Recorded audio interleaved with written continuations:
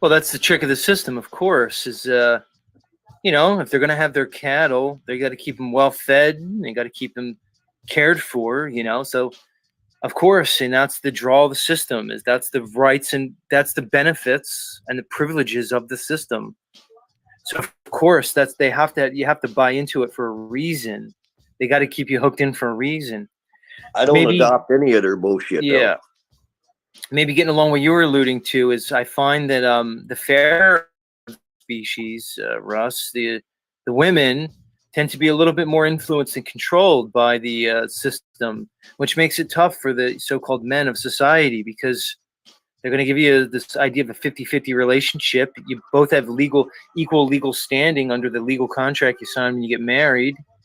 And it tends to be that the women are more influenced, which makes sense. I mean, of course, they're the fair of the species. They're the more vulnerable ones. And in the lack of leadership, communal family leadership from the men, they're going to defer to the authorities. And I do think it's one of the key things that's dividing and breaking up the family unit. Because if you're somebody who wants to kind of go against the system, there's going to be consequences. You're going to take a hit. You may lose things in the short term. Mic check. And I think, and oftentimes, what's happening, Rob? Creates great strife within the families. Technical difficulties. Probably leads to more and more their control tactics. Right? Do you have any thoughts on that? Well, that's very true. But I think Earl Warren, the Chief Justice of the Supreme Court, said it best. It's the spirit and not the form that keeps justice alive. And most men and women have lost the spirit and only are operating on the form. Yeah, so what? So we all know this, man. What is the point of continuously going? And I'm not talking about Z. I'm talking about this bozo. What's the point of continuing to go over and over and over? Now, I do my own version of this, obviously. I'd like to think I make it a little more entertaining than whoever this bozo is, right? No, sir, you lost your spirit. And they've lost spirit and their own. Yeah, get your shit together, and that's sir. An individual problem. I see it. You know, I'm not. Oh, I ain't got that fancy talk. Yeah, me neither, sir. Words. The only thing I have is it's called step your game up, Mr. Combs. Inside of me that knows step your game up. Right. And I don't need any read a words book to prove it. Yeah, fair enough. What's up, Music Holds a Secret? I find I see these policy enforcers and they seem to lack even the most basic understanding. Yeah, we're working on it here, sir. Civil liberties to a point that astonishes me, Russ. Part of the problem is like is that I like to hear myself in the mix. Unbelievable, man! Like to the point where so that makes it where I don't really hear what you guys are hearing necessarily. Be on the side of the road, makes sense. Kind of minding their business, and the cop will approach them and ask for identification. And you know, the people. Yeah, his say, numbers like, were down man, a little like, bit. Okay, Z's. What crime? Not that that's a bad thing necessarily. Are you alleging I'm committing a crime here? I'm gonna say no. We just got a call about you. You know, you're walking in the area, and somebody said you look like something's going on with the tech. I'm having just weird computer problems out of nowhere. Last couple of days. Yeah, and the cop will say, "Oh, okay, thanks, Rob. Appreciate it, and I appreciate the info, man. I'm a police officer, and I'm asking for your identification. Appreciate the info. My internet is just randomly coming in and out. How these cops my phone internet actually works better on 4G than 5G. I'm on the verge of slapping my SIM card into my 4G hotspot. Have them comply and force them just rocking with that. When they're under no suspicion of a crime. Something's going on, man. And they'll paint it like this, Russ. Oh, something's I want to help you. going I on. Make sure that you're not in trouble. I want to make sure I'm here to help. I'm here to help you. So just give me all your information so I can help you. And they're like, I'm here to help. Huh. Hilarious. Yeah. Well, but I went up to there you go, Rob. Mayor, I don't know, a week ago. And boy, what a pompous prick that guy is. Yeah, let me go ahead and clue you in, Russ, since we're talking about living in reality. That they got some sort of magical. Now my mouse doesn't even work. This is crazy. Right? They got all the little minions like this. I mean, what is even happening, right? But Russ, let me clue you in since you talk about living in reality. Sir, all politicians at every level are garbage. So he's speaking on the mayor. Apparently, this guy met with the mayor, and he's just like surprised that the mayor is a piece of garbage. dude, if it's an administrator of this system, if it's an elected official, pretty much anybody that's serving the corporate structure in any capacity of so-called authority or administration, they are trash human beings because they have to be trash human beings or they cannot do their jobs. And this is where I lose my patience with people like this Russ Combs. Is he certainly understands aspects of the literal hell realm nightmare dystopia, but then he seems to believe in some of the bullshit still that he was programmed with. This idea that the government officials, yeah, most of them are trash, but some of them play for the red color, and then of course they will be reasonable, good people. No, they will not. It's a 0%. Wherever you live in the United States, your mayor is a piece of trash. Now, I understand they may be charming and affable and have soft skills and can make you feel some type of way. Yes, I get that. The reality is that person is trash. And to expect anything but trash from trash, right? YouTube is going to crack down on misinformation. I'm sure that's true. And then as the the new variants of concern, and there seems to be at least not an attempt to ramp up the bioweapon and the fake pandemic, because that's been attempted the entire time. Ever since people started saying now that the thing is over, now that the fake pandemic is over, there have been attempts to go back to all of the fake pandemic measures. Give me a moment, putting the battery cover on the back of my mic. So there have been attempts to do this. And what I've seen, especially going back to 2009 swine flu, is a lot of what's happening is based on, to what extent does the general public uptake, the idea of there actually being an emergency. And so what we saw in 2009 with swine flu is damn near nobody paid attention. And then your hardcore germaphobes freaked out and probably hid in their houses and went and, used more hand sanitizer and maybe got jabbed. Because yes, there was a 2009 swine flu jab, H1N1, believe it or not. And the media blasted the entire populace with all sorts of propaganda. The difference was the general public was not yet on handsets, aka pocket computers, aka cell phones, in mass as they are now. And that's, I believe, the number one factor as to why the fake pandemic beginning in 2020 was the uptake amongst the general public was near total, right? Even as some of us never bought into the BS. So there's no doubt in my mind that the bioweapon attacks are being ramped up. And this channel might get deleted because I'm not going to stop saying bioweapon attack. I'll avoid using the C word and I'll avoid using certain key phrases. I'm never not going to say that I was attacked. Me and some of my family was attacked by a bioweapon. And I believe, and I'm detecting in the last few days, I thought maybe the vape was fucking me up. Well, the vape's not helping, but no, this is the bioweapon attack, which I'm firmly convinced is at least in part aerosol spray. And then I think probably activated in conjunction with some sort of signal, whether that's microwave, radio, whatever signal, right? So that way, and this is only my speculation, that way the government or Benito Mussolini's helicopter hand can spray the aerosols everywhere, but then activate it on a little more targeted basis, if that makes sense. And I've been having some fairly serious shortness of breath, which part of that is, the body sheds things like spike proteins and other toxins out of the skin, through the feces, through the bile into the feces, out the rectum, if everything's working correctly. Rectum damn near killed them.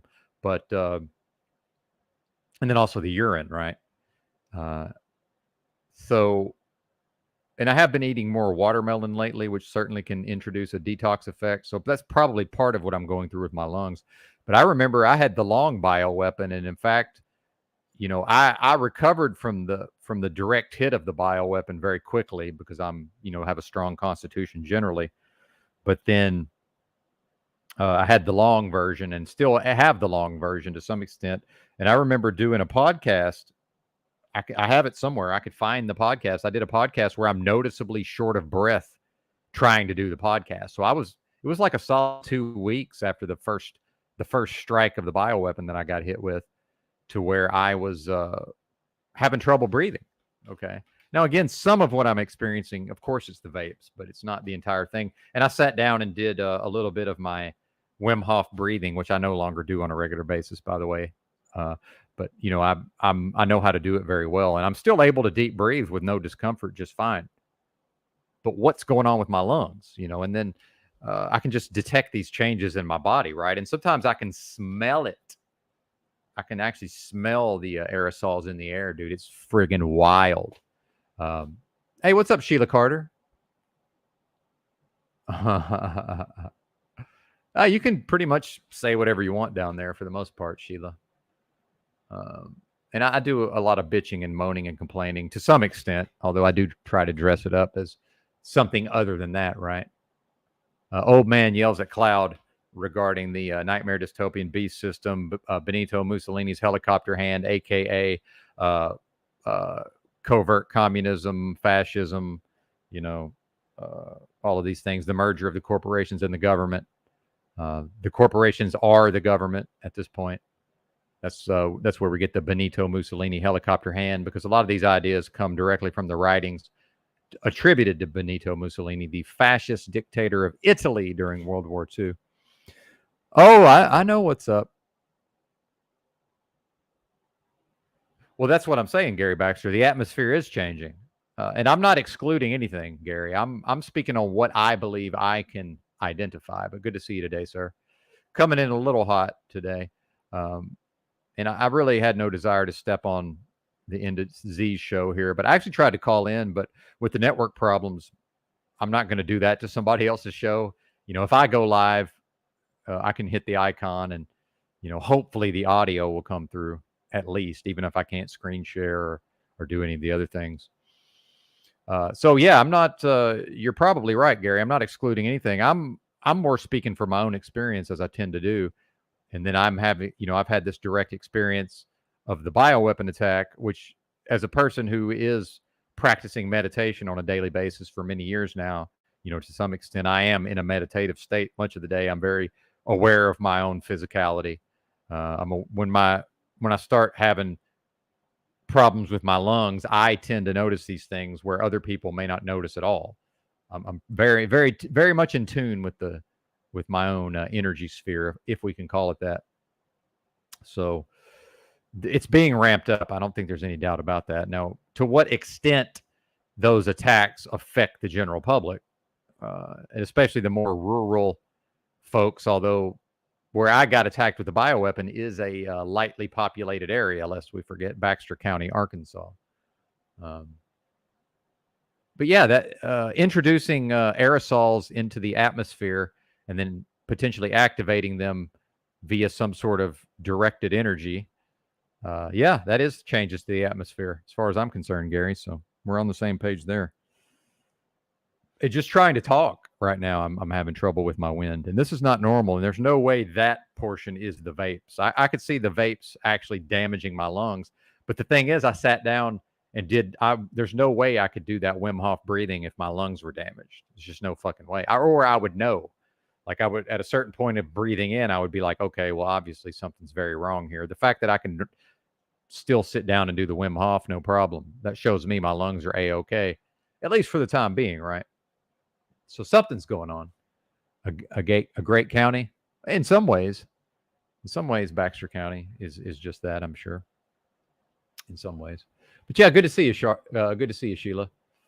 And this stream may not be quite as lit as the one yesterday. We had a very active live chat yesterday. Today I'm coming in a little hotter. You know, I'm a little agitated. I'm a little cranky. I'm a little irritated. I'm a little on edge, right? Sister T, good morning. Good to see you. If you're new, welcome. And then Dominic said, good morning, Benton. Have a great share on how you have and are handling a nervous or fearful feeling of uncertain agitation. Trepidation, that is indeed what trepidation means. Love you, mate. Yes, sir. We will be getting into the actual topic of the live stream. And I'm going to tie that in with Brian O'Shea and his upcoming court dates. Because at a certain point, I was listening to him describe, the process of going into court. And then, we know Brian gets, a little carried away in spirit at times, potentially. And I also suffer from this, what I term excessive emotionalism. It can also be difficult for me to handle a type of situation like going into a court like Brian is doing. So as I'm hearing him talk, at a certain point, I was like, bro, how do you not know how to access a dissociative state? Because I myself, I've exhibited a great ability to, when needed, enter into a dissociative state, almost very nearly at will, although not entirely. And we'll get into just exactly what is dissociation. And that's something we've talked about on this channel, and not so much on a day in, day out basis, but one of the major frequent themes on this channel is mind control. And in fact, your host, Mr. Benton, was subjected to a process of formalized mind control because my parents raised me in the Jehovah's Witness religion. I myself never joined the church. I never truly believed in the tenets or the precepts of the religion, but I was made to attend from about age 2 to about almost age 17, I believe, when it finally dawned on me that I could just stop going, right? Which was hilarious because I told my parents, I said, yeah, I don't think I'm going to the Kingdom Hall anymore. And they were like, yeah, you are. I said, no, I'm pretty sure I'm not. And they just kind of looked at me, and that was the end of it.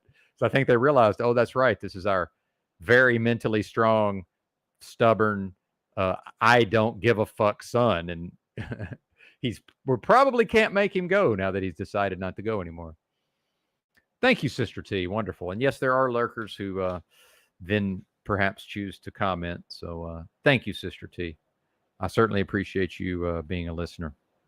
Oh, and since we're going non-grift to some extent, and look, I'm basically on the precipice. I'm on the doorstep of just full-on e-begging. I mean, let's call it what it is. Especially as I have enough money to do an entire another month in the motel, and then at that point, we'll be coming up on broke, as it were. But since I lived in the streets with nothing for damn near a decade, also known as a homeless person, also known as living out of a backpack, traveling the country as a vagabond. Loved it, by the way. Since I already know how to do that, running out of money is not necessarily a problem. Or to say it's not an insurmountable obstacle for yours truly. What's up, Sunshine Time? Good to see you. As I remember when OTW went live yesterday, and I should be ready. I should be ready on the draw to promote some of these channels, but I'm not. And remember, Z's live, lest we forget. So I'm just kind of marking time in a way until Z's done. Stuff, man. And let's hear from this guy again. I believe now that that's already set up, right? It's God's way, man. It's already set up. There is one world order. It's his fucking order. Okay, fuck you. This is why one of the reasons I don't like these Christian bozos. Yeah, you're right, sir. According to the Bible, let's just put what he's saying in a biblical context. That means we're living Job chapter 1, in which in the Bible, which I'm not saying one should, believe in, or I certainly never agreed to live my life based on that book. Never at any point did I agree to that. So let's just take Russ Combs' premise and run with it. That means this is Job chapter 1, in which people misunderstand that story. They think that Satan approached God and said, hey, man, this Job guy, you've blessed him, you've multiplied him. Well, if you let me have a shot at him, he'll surely curse your name, right? No, that's not what happened.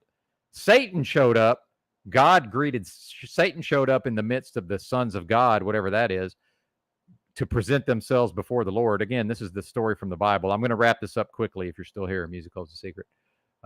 Lucy Kraken in the house. Good to see you. But So whatever that means. And so they present themselves before God. God surveys them, sees that Satan is there. And now somehow the sons of God presumably weren't able to detect Satan in their midst. That's a lesson. Just that's a fucking truth drop, right? Meanwhile, you see people like BTK, Dennis Rader, the bind, torture, kill. If that was a real thing, he was a deacon in his church. So those supposedly God-fearing people could not detect pure evil in their midst, right? So God surveys them, surveys the sons of God and says, hey, what's happening, Satan? What's happening, partner?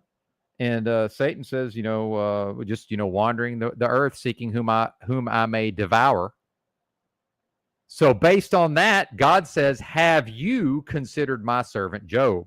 Thus offering Job up to the enemy. So yeah, let's assume that Russ Combs is right and that this is all, God's in charge and running the show. Yeah, that may be. But according to the book, the prince of the power of the air is running the show down here in a literal hell realm. Meanwhile, supposedly after the war, after Lucifer rebelled, got a third of the angels, 33, right? 33% of the angels joined with Lucifer, supposedly, fought against God in the heavenlies and lost the war. Satan's punishment was he got sent down here with us. Okay. But it's not hell. Okay, sure. Again, yes, Jewish mythology. I'm again not saying any of this is valid. I'm taking the rules that Russ Combs is presenting to me, and I'm actually using them to defeat his own thought form, thus showing he's a fucking dum-dum who has never in his life spent time sitting with very basic concepts, much like almost the entirety of the free-thinking population. He skips past the basics because, remember, he is intelligent on some level. In spite of his presentment, he's probably got an above average IQ. I know that seems ridiculous, but maybe even more than mine, right? But I know how to spend time with basic concepts. Why doesn't he? Oh, well, far more, far more comfortable to skip past the basic that may be viewed as beneath us and our intelligence level. Let's just skip past that and go headlong into sophistication and complication. What could possibly go wrong? People are tricked out of their position, indeed. Shout out to Paul Unslave. Right again. Stephen Crumley, you're not wrong, I'm sure, Crumley, but as much as we're not going to promote the Christianity, I don't want to just full-on attack it either, but some of that is certainly valid. Good to see you, Crumley. Fear is a control mechanism. Yes, indeed. A very effective. And then, positive vibes only. Oh, Benton, you're being negative. Well, guess what? The entirety of the populace is being controlled by a negative called fear. So fuck you, not you, the listener. Fuck them. Oh, but Benton's negative. Meanwhile, if you watch how Benton lives, if you watch how Benton expresses in the realm, not a lot of negativity.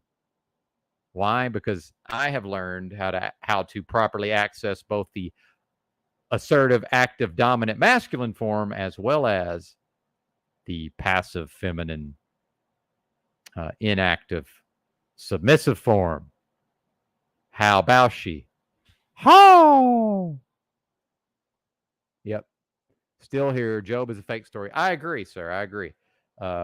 I do believe that the Bible is largely invented and made up, and the stories are just that, stories. Although there are deeper meanings, and there's certainly a lot of encoded information in the Bible, and Z was referencing that. Yes. Now I have my own spiritual knowings that are, personal to me. Right? Well, what's that got to do with anybody else? Nothing. It's absolutely nothing to do with anything outside of me. Thank you, Lucy Kraken. Yes, I don't think you're negative at all, a realist. Well, and in fact, I've said before that I must face the reality as directly as I'm able to in order to maintain my own sanity. And that's what you see with Smith being on here yesterday, 6079 Smith W. And, him doing all those decodes. That is schizophrenic thinking. Now, he's doing it in a way where it's not, it's resulting in something that makes sense on some level. However, that style of thinking, people get swept off it by that, right? They get carried away by that, off just into literal insanity and psychosis. Okay, for Mr. Benton here to avoid psychosis, I must necessarily face things as real and as raw and as directly as I'm able. And I am, limited in that way. But thank you all for at least humoring just a small bit of Bible talk. If you can evaluate your belief system and look at it as, okay, what do I believe? If you can evaluate your belief system, and I hopefully y'all heard that audio. I forgot to go to the screen share. No, Z, you're wrong, sir. And I hate to I really don't want to take Z to task, but I am cranky old man in the morning to some extent. No, Z, if one has not thoroughly examined one's belief system, removed the things that have been placed there without our consent that are no longer serving us, and then replacing those beliefs with new beliefs of our choosing. If one has not done that at this late stage of the game, I've got to think there's little to no hope of that ever happening. Sitting around, and as much as I like to sit around and describe the dystopia, that's merely one part of it. Okay. Why are the individuals not taking action? Well, as we see, in many ways, going on to live streams, going on to panels, watching YouTube videos, and sort of wallowing in the dystopia to some extent. Well, that's all a way to, through a process of paralysis by analysis and just never-ending conjecture, that's an actual process whereby the individual, number one, the mind tricks itself into thinking it's actually taken a real-world action when in fact nothing of the case has occurred. Number two, it's a way to stay the same. And now the human seeks efficiency, right? And it can be very efficient to remain the same. Just think about all the emotional upheaval, the disorientation, all of the things that go along with going deep inside of oneself for long enough to discover, okay, who in the hell is this? Number one, who is this being? Number two, what does this being believe? Okay, wow, that's surprising. Not what does this being think it believes, because that's an entirely different thing. Realistically, the being is really only ever going to know what they believe based on a real and true, honest to goodness examination of thoughts and actions, and especially actions, because there's all kinds of things that people think they believe, but if I watch their behavior, they don't believe that at all. They actually believe quite to the contrary. So, the human, the psyche and the psychology necessarily being products of the system, we or beings operating via that psychology in this beast system in 2023, that's already a recipe for disaster. Just that facet alone. And remember, whatever this is multi-layered and multifaceted. It's full spectrum dominance attack, spiritual attack on you and on me and on all of us to some extent, especially those of us who have just decided, well, we're going to do the right thing based on what we know to be right, individually, come what may, right? That's who gets attacked the strongest, right? That's how that works. Yeah, this is hell for some, but not for the demons, apparently. Good point, sir. Good point. Peace out. Good to see you, sir. Excellent point.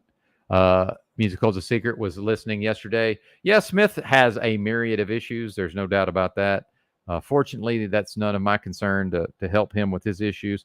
The heavy drinking alone is a really bad sign, and I certainly know a lot about that from my own life. But do you see how sometimes I can barely listen to one sentence come out of some of these people's mouths? Why? Because they've spent such little time with the basics. And since I'm well versed in the basics, I hear 3 words and I'm like, well, this bozo's way off track. Just based on hearing 3 words. What's up, Zadunich? Good to see you. As always, sir. Well, as opposed to being my enemy, if I...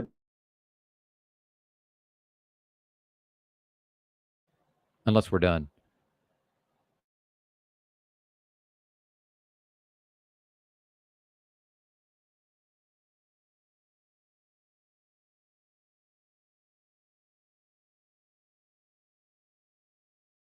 Much love, man. I'm going to jump out. Peace out. Back at you, Russ. Good talking to you this morning. All right, man. I look forward to getting back up there in PA and hooking up, brother. Hey, man. Yeah, it's like I said previously. That's something that we could we might be able to work out. I mean, depending on certain circumstances and things, but we might be able to work that out, man. Well, and you hear this, and I'm not picking on Z, but the reality of whatever these communities are and whatever's going on here, maybe with a few exceptions, like a Brian O'Shea traveling around and meeting up with people temporarily, dude, nobody's going fucking. We used to call it OP, meaning online pussy, to RL, meaning real life. Like that used to be the message board term for meeting a lady online and then, having sex with her in the physical. So I'm using that as a humorous thing, but dude, these conversions, it's just not a thing that happens, right? Now, again, except in a very limited form. But so Russ, I guess, doesn't understand this because maybe he thinks he actually has some sort of actual real relationship with Zetetic Warrior. No, you do, Russ, metaversally. That does not translate to IRL, and it's not going to translate to IRL, even if y'all meet up at a Starbucks or whatever, or even if you spend half a day collaborating on some IRL content. This is the way the world has gone, man. It's a wrap. I can barely get in the physical realm with my own immediate family at this point. My pops actually pulled his head out of his ass and bought a fucking calling card. Imagine buying calling cards in 2023. He purchased some airtime for his freaking cell phone. What is wrong with people? But anyway, I digress on that. And we had about an hour-long conversation yesterday, which, by the way, we could have had for free through StreamYard, except for some reason my father's insisting on remaining in the technological Stone Age. I'm attempting to give him a laptop with a Linux on it, and certainly he could. It's such a basic thing to just use a web browser on Linux. He's certainly capable of that. 20 in the house. Shout out to y'all. Fake defunct in the house. But yeah, let's wrap up the grift, non-grift. Like I said, I'm on the verge of e-begging here. So I had said for a while, no more Amazon gift cards because Amazon had become unusable. But in retrospect, I think it really was that yellow trucking shutdown. I think that was now that Amazon's still having a lot of problems. There's no doubt about it. The workers are stealing some of the packages. I had a mini PC that got stolen by an Amazon worker. I mean, that's absolutely what happened. Then that caused me a lot of problems. It was actually a huge problem in my life that happened. And Amazon was beyond worthless at addressing the issue. Whereas Amazon used to have far and away the best customer service, and it wasn't even close. I'm now even ordering on Walmart.com some of the time, but it seems like Amazon is back to at least being able to ship me packages, even if they show up a day or two late. That's a thing. So if anybody is so inclined, and Amazon login is not required.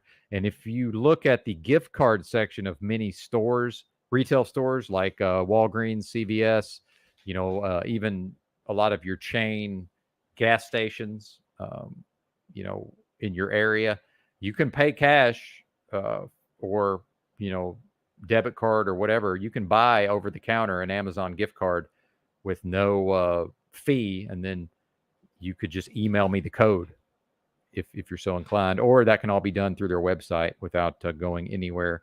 And that is as good as cash to me in some ways. And then with the talk of me maybe transitioning into some IRL content, which I seem to have displayed something of an aptitude for. Good to see you, Christos. I will need to get a little bit more equipment. Next time he'll be in the bushes with his katana, bitch ass. Oh, I don't know who you're going in on, but that's kind of funny. I like that. Oh, the Amazon worker. Yes. Oh, I see. Stole his machete that he left in his front yard. Now that's a wrinkle, right?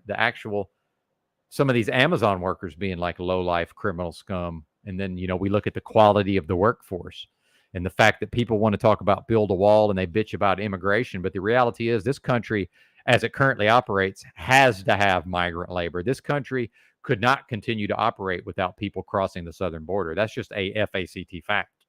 So y'all can, not y'all, but these people can build all the walls they want.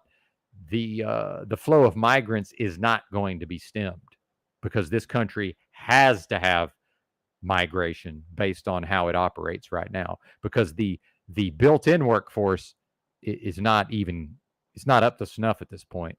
It's just not. Yeah, more people unable to govern themselves. Indeed, fake defunct. Indeed. Very true, sir.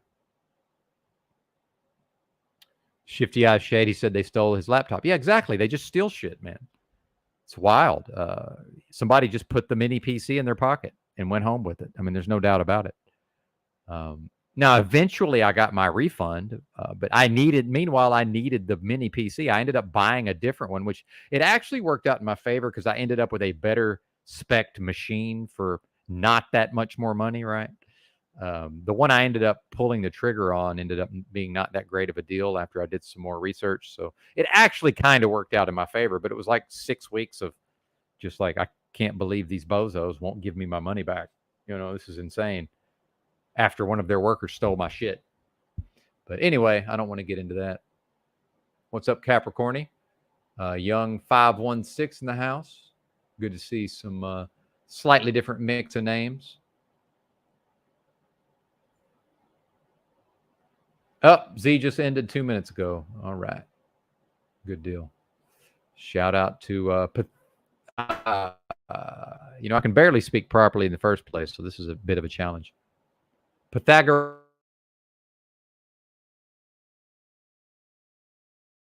That is a channel y'all can go to, by the way. I've been promoting it lately. I've detected that Mr. Christos here has excellent taste. And I might be borging. I'm noticing now the comments aren't even operating properly. Yeah, network issues continue. And welcome to the folks who are joining now that Zetetic Warrior has ended his broadcast. And we are going to get into topics around dissociation, especially as used in psychology, whether one, whatever our beliefs about Freud and Jung may be, regardless of our opinion of the small hats and psychology, that's fine. I have a lot of those same opinions in certain ways, but I think we can all agree there's at least some validity to psychology. I don't believe it to be the end all be all, but some of it is real as far as I'm concerned. And then, our psychology is, necessarily being a product of this system. Oh, well, I'm going to have to, that's the thing is I'll have to figure that out, Sterling Ray. I'll have to modify my day to ensure that I'm on solid internet. Now, that may be some version of I'm on my laptop outside the library on their Wi-Fi, right? Unless they shut that shit down after hours, which they did not used to, but maybe they do, right? But assuming they leave their Wi-Fi working 24/7, that may be some version of just hope it's not raining. And Benton, seated outside the public library on the Wi-Fi, right? But and no offense to you, Sterling, and I'm glad you mentioned that. Part of Benton and his strategic thing is I just immediately take all that into account somehow. Immediately, without it's like it breathing. It just comes naturally to me to make all of those connections. But thank you for mentioning it because I'm certainly capable of missing things at times. But yeah, I will have no choice but to do that, whether I want to or not. But yeah, you're welcome. I'm gonna have to shorten your name though. But I'm just gonna say Bex, because that takes too much of my limited brain power to pause and properly pronunciate your name. But yeah, it's an off day, I think, for the numbers. It's funny how that works, right? It's as the bioweapon, what I believe to be the bioweapon attack steps up, and then, whatever fear is being pushed out through the media. What's up, Truman Matrix? Good to see you. Ice Grills. And I am now verified on YouTube. I'm pretty sure I'm going to get my first payment for the super chats and all that. I'm pretty sure. Not entirely certain yet, but it's looking good. And I'm trying to look into whatever their tax system is. I may be expected to potentially, fill out some tax forms before they'll send me the money. But I don't think so. I think they're just going to send me the money, and then I'll worry about the tax implications on my own. That'll be for Mr. Ben to concern himself about. But yes. Please bear with me. The internet is certainly not cooperating. I wish I had just bought a 4G phone, because where I'm at now, the 4G works for the most part on my cell phone. I could hotspot off of. The 5G is like, it's just unusable some of the time. Earlier, the upload was like 0.25 megabits per second. But then when I, go into airplane mode and come out of airplane mode, it usually will connect to a 4G tower. And then it's like way better temporarily until it switches to 5G and then goes to shit again. It's like, what is this, man? Hey, what's up, Smith? Smith with some decodes. Fort Ascension is where the 7 Years' War took place. Did it already take place? Sounds like the Tribulation. Yeah, I don't know, man. It's good stuff, though. 5G useless at times. Well, but what I'm saying is it's worse here. Now, sometimes it's just not any faster than the 4G. What I'm saying is that the 4G is better in this particular location, which I find very bizarre. And Verizon 5G is, they have the least, actual coverage area of the big three.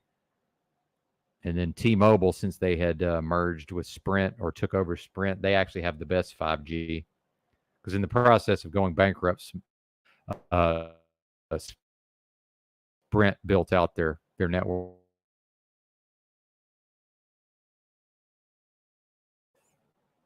And it's barely even letting me highlight the comments. That also could be this might be StreamYard issues too. Yeah. And since I was working as a long haul truck driver, Truman Matrix, since I was working as a long haul truck driver, Verizon for me worked the best overall.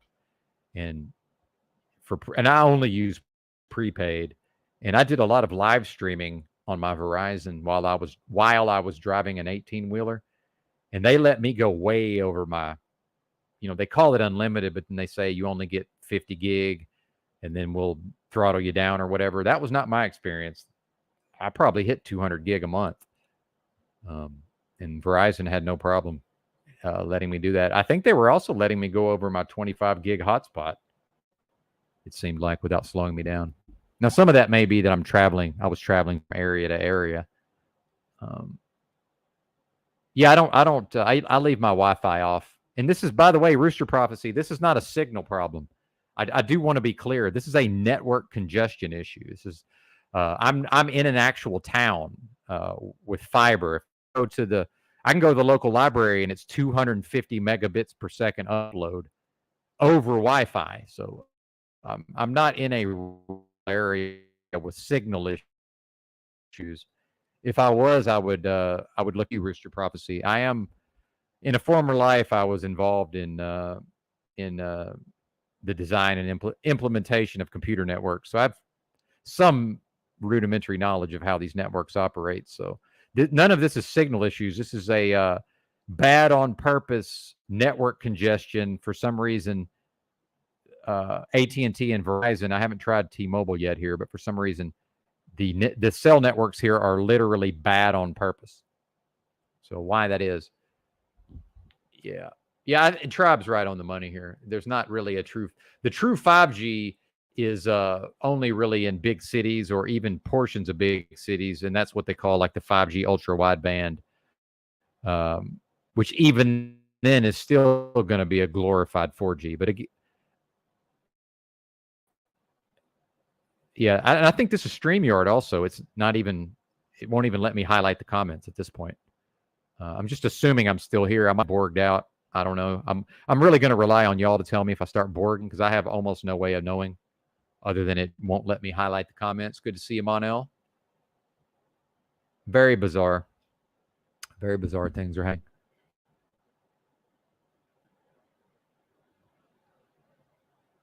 Yeah. Yeah, I agree to some extent. Music holds a secret. It was certainly a gigantic marketing campaign to get people to, buy new hardware and all of this, and in some way to encourage people to actually get smartphones in the first place, and it was certainly a multi-billion-dollar marketing blitz. I don't think there's any doubt about that. But my thing was like, since I'm buying a new phone, why wouldn't I get 5G? And now what I'm seeing is, it can be very difficult to force the phone into 4G only. At this point, I'm more or less going to have to root the phone and install my own fucking ROM, which I'd rather not do. Yeah, I'm capable of all that. I'd prefer not to, but just to get the ability to turn the fucking 5G off, it's fucking wild, man. Okay, thanks, Capricorny. It's mainly just if I start going robot, just somebody please let me know if you would. But I got to think if my audio's coming through, but I can't click on the comments in StreamYard, that's probably a StreamYard problem. But yeah, definitely no signal issues here in town. We were in this passes for an actual city by Arkansas standards. I'm in a, I don't know, 150,000 metro, something like that. Maybe even 200. Yeah, exactly. Well, and part of that was the T-Mobile taking over Sprint's network. That was part of the issue there, I'm pretty sure. Yeah, 5G is for the robot dogs. By the way, I've seen one of them robot dogs in Fort Worth, Texas, near the trucking company I used to work for. There was, at one point, the robot dog was just like jogging down the fucking sidewalk, or where the sidewalk would be if it wasn't the South, right? Yeah. So I've seen the robot dogs with my own eyes. Well, and then how much of the 5G, when I talked about earlier, the bioweapon, and my speculation that it's in part an aerosol delivery form, but then activated through some sort of signal, electrical, electronic, radio, whatever. Well, why not do that through the 5G towers? And they say, well, why not through the 4G? Well, the 5G, from what I understand, the actual power levels, and I'm no expert on this, but the power levels have been cranked up to some extent, which is more or less what that, like the 5G ultra wideband or the 5G UC, whatever they call it, 5G plus. That seems to be what that is. Certain microwaves, certain frequencies beamed out in directly, more or less beamed out in a direction at a high power level. And now, have y'all seen that Android 14? Since we're on tech stuff, did y'all see that it's being claimed now that Android 14 is going to have technology built into it that will defeat Stingray boxes? If we all know what Stingray boxes are, basically a Stingray box, it LARPs as a cell site in order to get your phone to connect to the Stingray box, so that the local authorities can more or less monitor your phone in real time. And now that's separate from the fact that literally everything we do on or near our phones goes directly into government servers. And this is part of the conversation I was having with my father yesterday, because he said, oh, the government's monitoring everything. I said, no. It's way beyond that. They're capturing literally everything, and then they're running their own supercomputer, if that's a thing. If all this technology that's claimed to exist, the government is running all of that tech on our data, right? It's far beyond monitoring. Kind of implies like a fucking, the TV show Dragnet, and like, actual government agents, a human being sorting through all of this. Now that may happen at some point, but that's not what we're talking about. This is far, far, far beyond that, right? Indeed, sir. Indeed, tribe. Don't think we're going full Mad Max. Or this is the full Mad Max. It's just it's not manifesting in the way we've been predictively programmed to expect a Mad Max scenario, but it's been every man for himself for quite some time. Yeah, I'm sure that's true.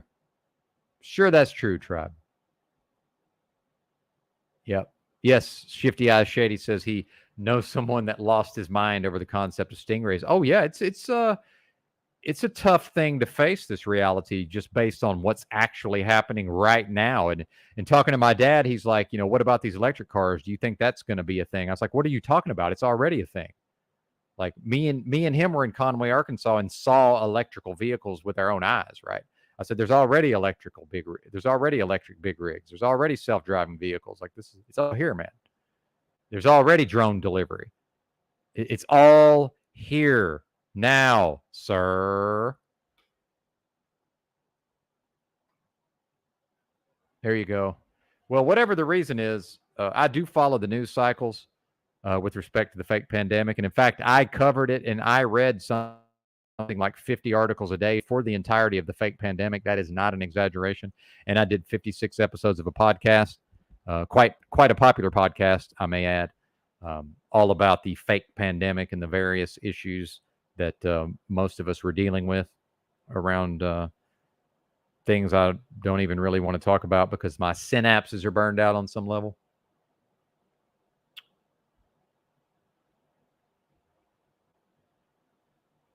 And yes, they incinerated Lahaina with, and I forget what that acronym means. So feel free to fill us in, Sterling Ray, because I don't have perfect knowledge. So I've forgotten what that stands for, but directed energy weapon. Okay, so I can figure it out. I just was not aware of the acronym. That's something I had not seen until very recently. Yeah, directed energy weapons. Well, in fact, my ultimately unexpressed love affair with a student, a female student. It's funny that in a certain context, I must be clear, but she ended up moving right out of high school to Lahaina. And I know I'm not saying that right. There's certain words I just can never pronounce properly because of my ridiculous accent. And yes, people like to reassure me and say your accent's not that bad. It's like, well, yes, it is, but that's okay. We will deal with that. And I can certainly turn on the camera and show you my ridiculous facial contortions that are required for me to merely speak with proper enunciation. Because yes, I am a slack-jawed yokel hick on some level. I am that, right? But she moved there, and as far as I know, never left. And we corresponded through letters, and she eventually got married and had a kid, and we were deeply in love and all of this, and for whatever reason, probably for the best, never quite took it to the physical level, even though I, was anything but an incel at that time. I was active early and often to some extent, as was she, as far as I can tell. Funny how that works. I don't know if any of you folks had experienced anything like that, some sort of one of those things. It still hurts a little bit, even to this day. Like I still feel a little something for somebody I probably haven't talked to in well over 20 years. Bizarre, right? Probably have more of a feeling for her than I do either one of my wives at this point. Wives, lest we forget.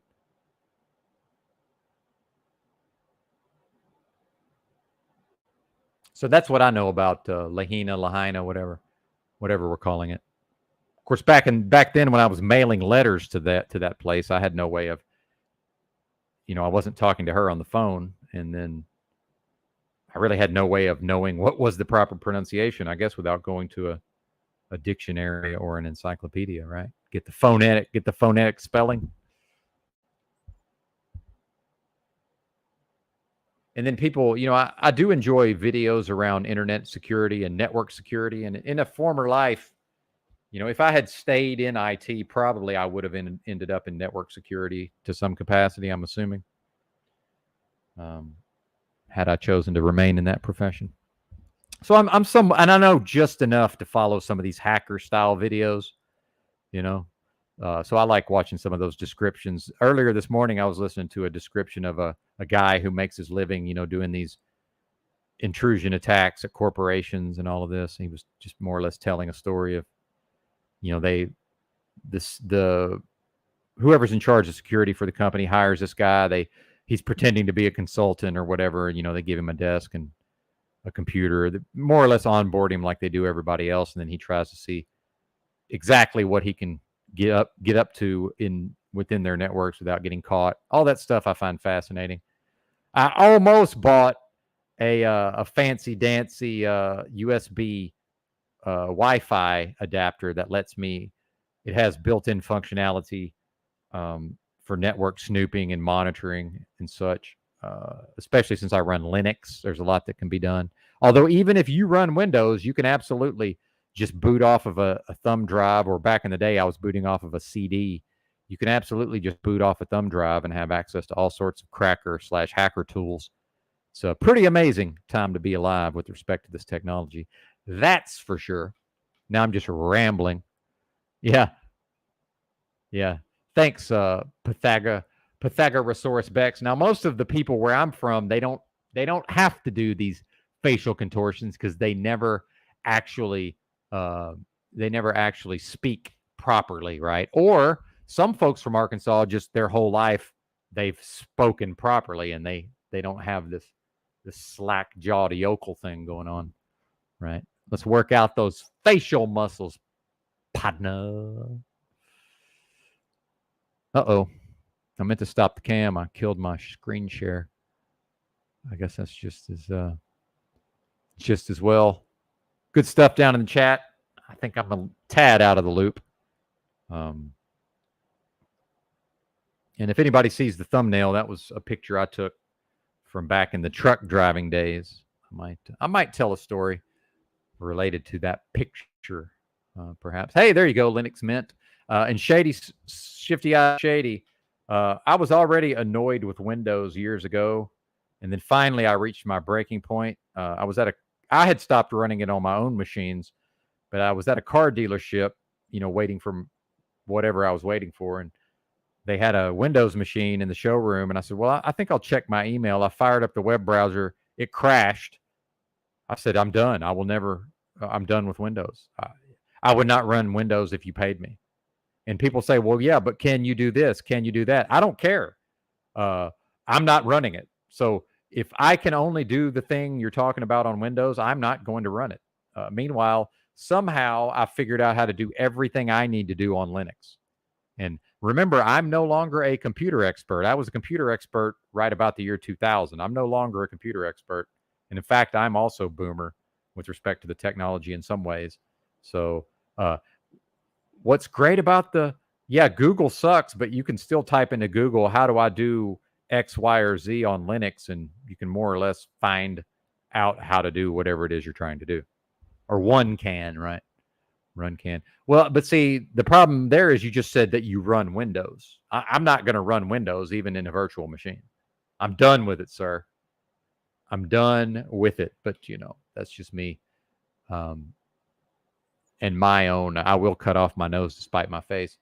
And I liked Windows 7, by the way. That was the last version of Windows I ever ran on one of my own machines. For Windows, it was great, right? But meaning it was still trash. And don't even get me started on Apple. I don't even consider that as an option, me personally. I know it has its uses. Not me. No thanks. Not interested. Android PC guy for sure. Yeah, we're remembering how to be autodidactic. Well, and then that gets into a frequent topic on the channel, Monel, the idea that no man is an island. And in fact, that was the title of one of Thomas Merton's books, the famous Trappist monk, most famous for his autobiography, 7-Story Mountain, which I was not able to get into at all, by the way, his life story. No interest, but, many of the insights he wrote about, the insights he gleaned from being a monk in a monastery, I've found a lot of value in. Maybe we'll get into some of his readings. I tried to read one of his books at a certain point, and it wasn't quite the material that I thought it was. Big Condo Volvo 10.4. That's right, man. That was a great truck, too, by the way. Fantastic. Great truck. And now we're back to it's not allowing me to highlight the comments. Yep. Yeah, something's fucked today. And maybe that's part of it. Certainly seems like less folks are online today in these communities. I detected it looking at Z's numbers. I think that's, I think some folks are just sensitive to various dynamics, and they're, maybe some of these issues, these network issues, and they're just like, screw it. Some folks are like, fuck it. It's nice outside. Why even be online, right? Yep. Well, and then, one that can de-Google their Android and all of these things, right? I got to have my Google Maps. So, I'm not trying to de-Google anything. Google Maps is too good, man. And I'm fascinated with maps. Back when I was traveling the country, if I happened to be back in Arkansas with nothing to do, sitting around with nothing to do, I would just look at the Rand McNally Atlas for hours. I would just sit there and look at maps. So Google Maps is too good, man. I'm not willing. I cannot part with it. I admit it. I have been assimilated. I like that, Tribe. Autodidactism, if I'm saying that right, relies on the veracity of heuristicity. I like that, sir. Very good. Well said, sir. There's a writer in there somewhere, I expect. Perhaps not even that well hidden. There you go, X-Courier. That's right, Monil. You know what? I was actually considering doing an audiobook at one time. Thank you for... Now, I will happily read other people's material. And in fact, I was talking about maybe reading some of Machine Lies. You know, he sent me the PDF of his book that's available on Amazon. But realizing that it's directly tied into religion, I'm trying to minimize the religious talk here on the channel. But yeah, I'd be down for some sort of reading. And I was actually looking at writing a book at a certain point and then realizing, well, people don't really read anymore. So what I would do is I would write the book and then I would just read it myself and put it out as an audiobook. And people are immediately like, oh, they're going to steal your content. And I'm like, well, that's okay. It's the internet. They're going to steal it anyway, no matter what form it comes in. Because, you know, this is America and everything's a business. And when people say, oh, you should write a book, Benton, what they mean is you should turn your novel, interesting experiences into a business. I mean, that's ultimately what people are saying, which I may or may not be inclined to do in any given period of time, right? But yeah, thank you though, Monel. Maybe I can make I'm going to have to earn my living here very, very shortly. It's going to be time for old Benton to earn his keep, at least as far as collecting the fiat on some sort of regular schedule. So maybe I can get some voice work. I understand there's sites for that. The reality is that, you know, I don't think my path to that is necessarily going to be the same path as everybody else. And when I was running around the country, living in my car, and in the process of having a top 10 all-time thread on the old Joe Rogan Experience message board, which the last time I checked had something like 7 million or 8 million views for that one thread. You know, when I was doing all of that, I got offered some voiceover work, because I was also tying that in with some podcasting at the time. But I was so off on my own trip, I just sort of ignored it, you know. So I realized there's an opportunity to get blessed into some sort of ability to make my living, you know, virtually, right? Because it seems like the days of Benton earning his living, you know, going and punching a clock or driving a truck, that seems to have come to an end. What's up, Roy? Good to see you, sir. Chainsaw Roy Duggan in the house. I failed to gather my water before I went live. One moment. The broadcaster's becoming parched. BRB.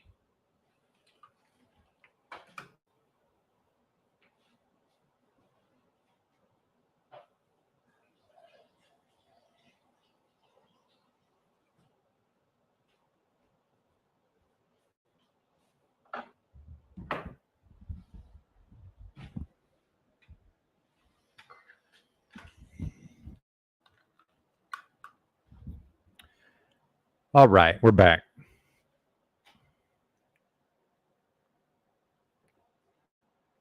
So between food and renting this room, I'm looking at $1,600 for the next 30 days, starting on the 28th.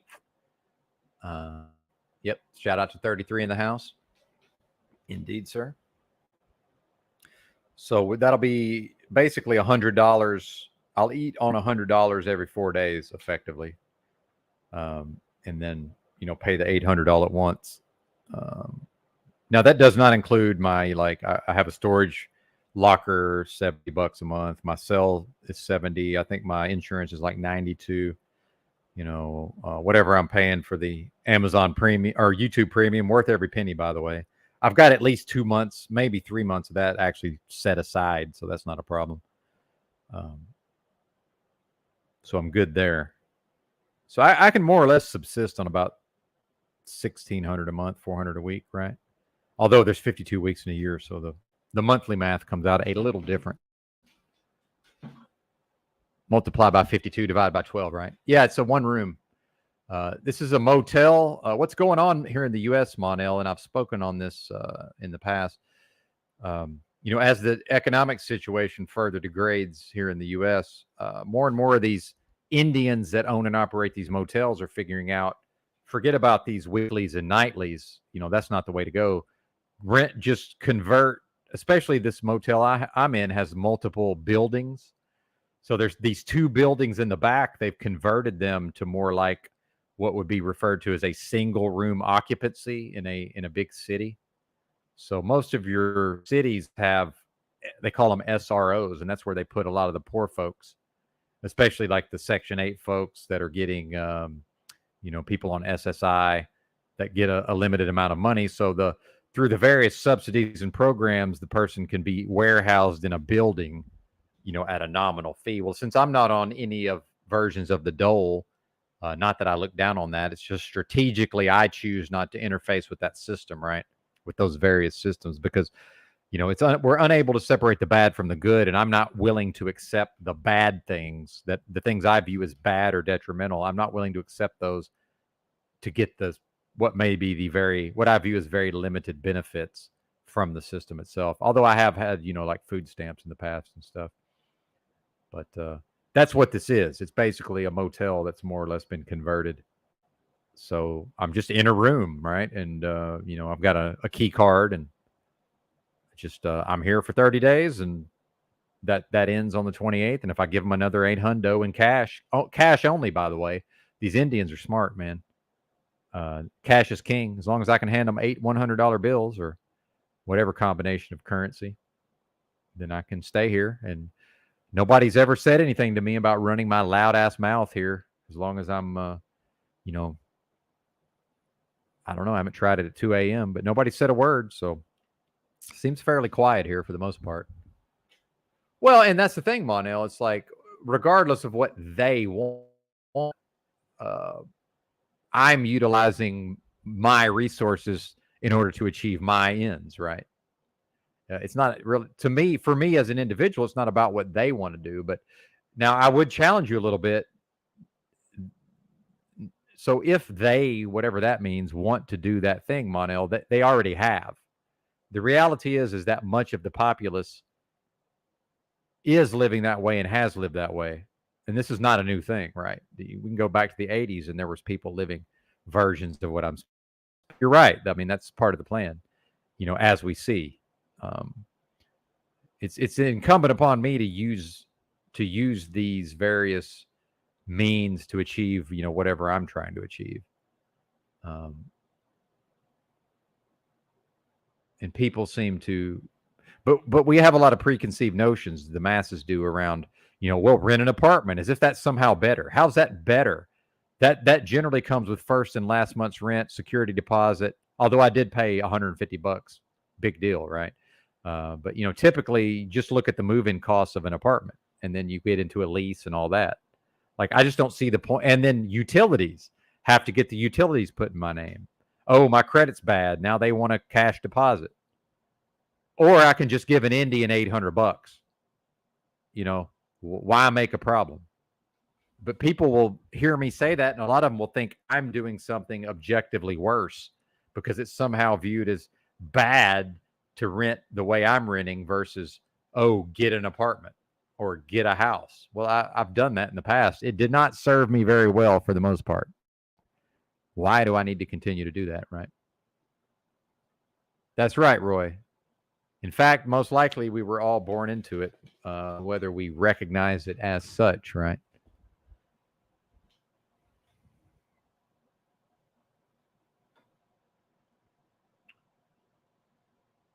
Well, I guess we'll try to get into some of the material, although I'm kind of on one in a way, right? Shout out to the chat. Thanks to everybody for being here. No, I don't. Oh, I have. Yes, thank you. Sorry, Fake Defunct. Much appreciated. Indeed, sir. Indeed. I'll take that. I am powered by compliments on some level, so keep them coming. As long as they're genuine. What's up, Swim? Yeah, that's right. Sorry, Small Hats. Sorry about your luck. Yeah, chat is lit. You guys are kicking ass today. Much appreciated. Guys and gals, rather. My apologies. And that's another thing about having waited tables for 3 years. I had almost entirely broken myself of calling mixed groups of people guys. Because, well, it might be a gal deciding your tip, Benton. And even if the woman was 90 years old and she was with her husband, she was still Miss. Although if she was with her husband, maybe I would say Mrs. But women don't be, because they don't like, well, it's not even Mrs. They don't like to be called ma'am a lot of the time. So regardless of age, ladies referred to as Miss. Right, whatever makes the money. Big Drink Tea selling his house. I don't know much about the housing market, but if one is going to get out, this is probably a good time, I'm assuming, because it appears like that bubble's going to burst, right? But who even knows? And what I said about this version of the financial crisis, if anybody remembers the 0809, the Fed, meaning the Federal Reserve, which artificially sets the interest rate, which thus ensuring that none of the markets are in fact free, right? We cannot have a free market economy and the central bank artificially sets the rate. It doesn't work that way. It's one or the other. In a free market, the market sets the rate, not the central bank. But meanwhile, turn on your TV, read a news article about economics. At some point, somebody's going to start talking free market. And then since I spent so much time with the basic fundamentals, I just say, well, none of the markets are free other than maybe some of the black markets. None of these markets are free because we have an artificially set interest rate. Well, coming out of 0809, what we saw is that the Fed seemingly at that time had almost no choice but to put rates damn near zero. I think they were at like 0.25. And then some countries went negative. And what negative interest means is that the bank will charge you if you want to keep money in the bank. Not only do you not earn interest, if you put 100 in your account, they only credit you with like $95. Not even kidding. That's what a negative interest rate means. Insanity. So what I said about this financial crisis is, well, the conventional wisdom would be that we've seen that the Fed has been raising rates under Biden supposedly to try to deal with the inflation, the so-called runaway inflation. And what I said was, well, if it's really a financial, what we're going to see is if the Fed is able to get through this crisis without lowering rates, to me, that more or less proves that it is, in fact, some version of an AI or a supercomputer that's actually running the entire financial system. And in fact, it is more or less just smoke and mirrors, fictionalized hocus pocus, the actual financial system. You know, the fact that the Fed has managed to continue raising rates, to me, that proves on some level this shit ain't real in the first place. I guess we better turn the cam on. I see. We peaked at 40. Now we're down to 32. Although maybe somebody went live. I don't know.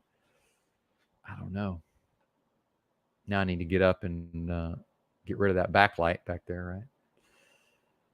But yeah, usually my face pumps the numbers up for whatever reason. Or maybe it's the messy bed back there. I'm not good at pointing. And that's another thing. Reason why I have such a difficulty learning how to back a big rig. Whatever I see in a mirror is not what other people see. It's some version of dyslexia. I can't see. I don't properly see things in a mirror for whatever reason. Not sure why that is. Anyway, it ain't about you, buddy. How about you get to the presentment there, sir?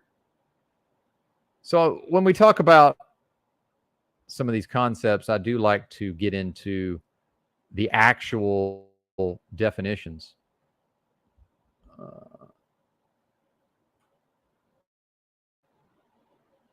So this is just Google, right? And I'm not, yeah, I mean, is DuckDuckGo probably slightly less bad? Yeah, probably. But based on what I'm seeing, might as well just go straight. Look, I'm talking to you through the Alphabet Google YouTube's hell pit anyway. You know, this is the belly of the beast on some level, you know. So I might as well go fucking full bore, right? I take this thing outside, sir. That's the thing is, it's such a pain in the ass to put this thing on and off. This is the same. I use the same setup if I'm not on the earbuds, if I actually want to use my fancy deal. So I went ahead and stuck the dead cat on there. It's probably muffling my voice to some extent, but Hell, I'm so freaking loud anyway. Does it even matter? And you folks have no idea how much my voice can project in public. It's nuts. Sometimes people are like, they try to construe that I'm yelling indoors. I'm like, oh, this is nowhere near yelling.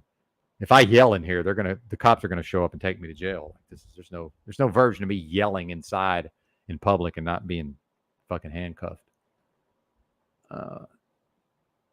Yeah, dissociate, disconnect, or separate, especially used in abstract concepts. So we're gonna have to get into the definition of abstract, and that's one of my specialities, is working in abstracts.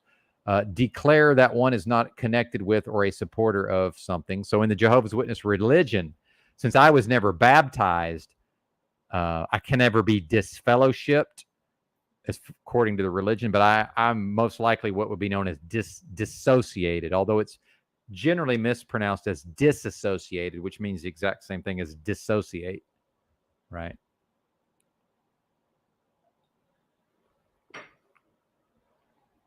Now we get into psychology, and this is where the mind control comes in.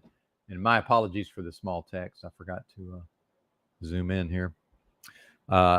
Psychiatry means to split off a component of mental activity.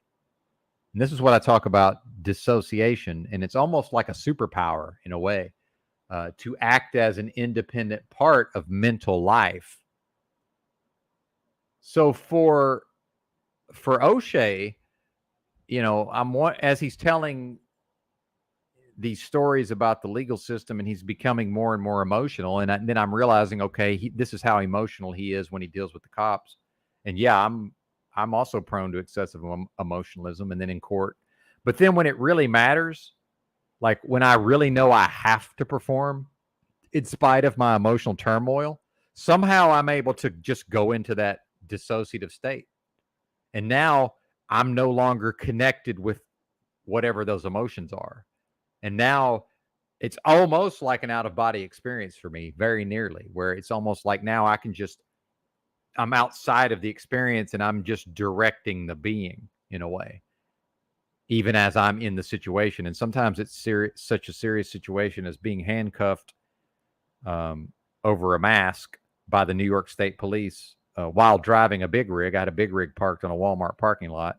The cops showed up very quickly, and because I got all agitated and squirrely, and the management became very physically aggressive towards me over a mask in New York State. And the ability to go into that state, very helpful. And it's also probably one of the reasons why the formalized process of mind control that I was subjected to, it was much more effective on me because of my greater than average ability to access states of dissociation.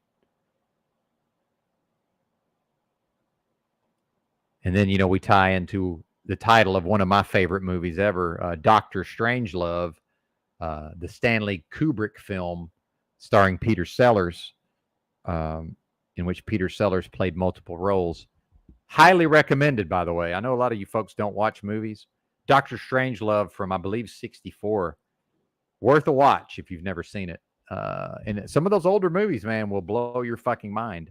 Network from 1976 is another one of those.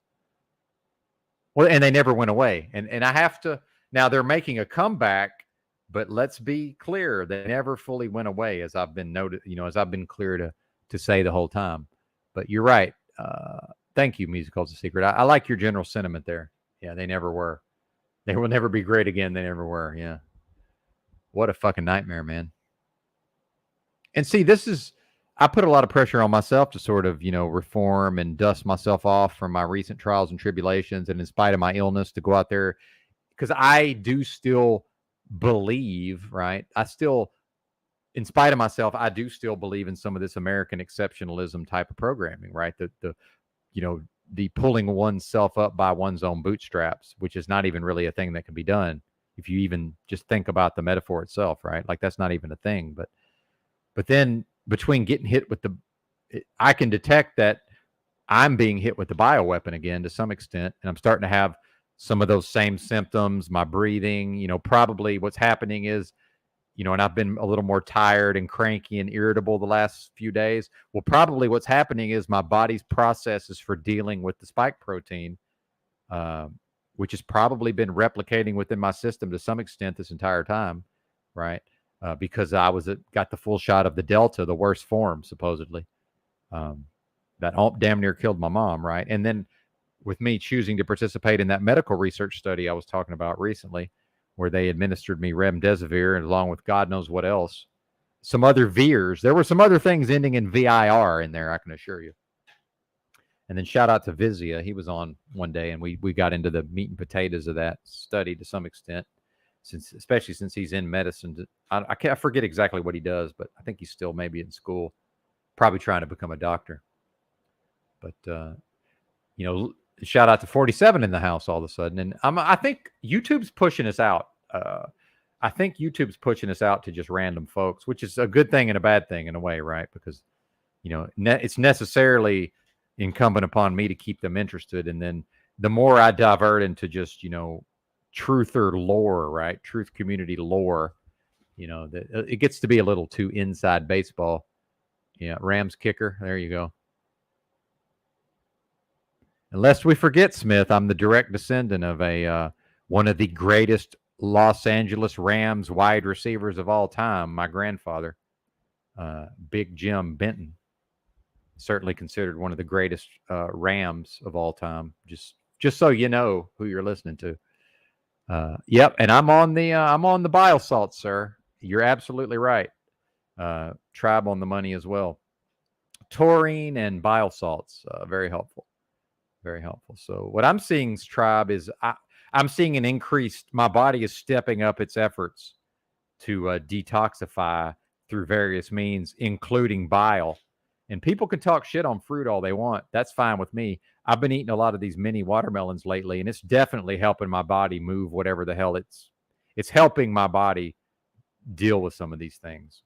Whether or not the fructose is doing other things to me, maybe. I don't know. We all sort of have our own beliefs around food, and I'm just not that interested in.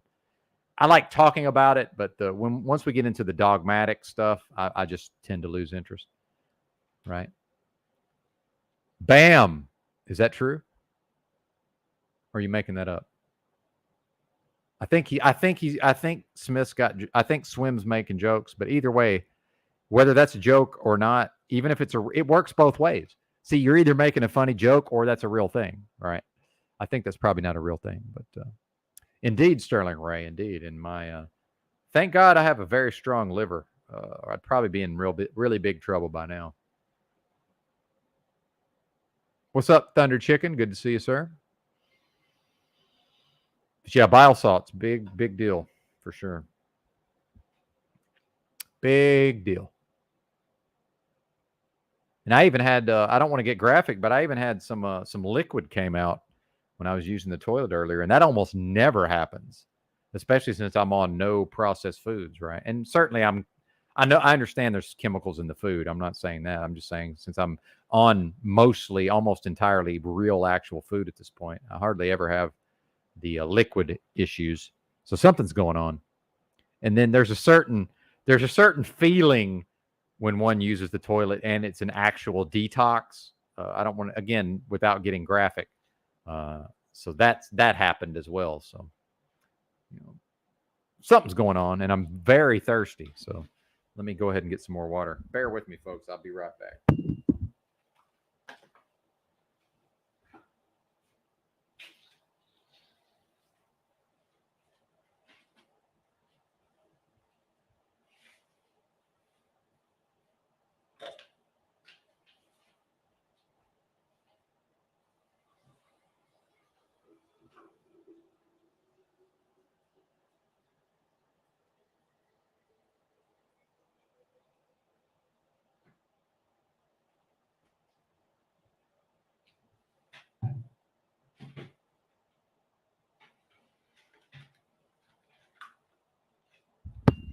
All right, we're back.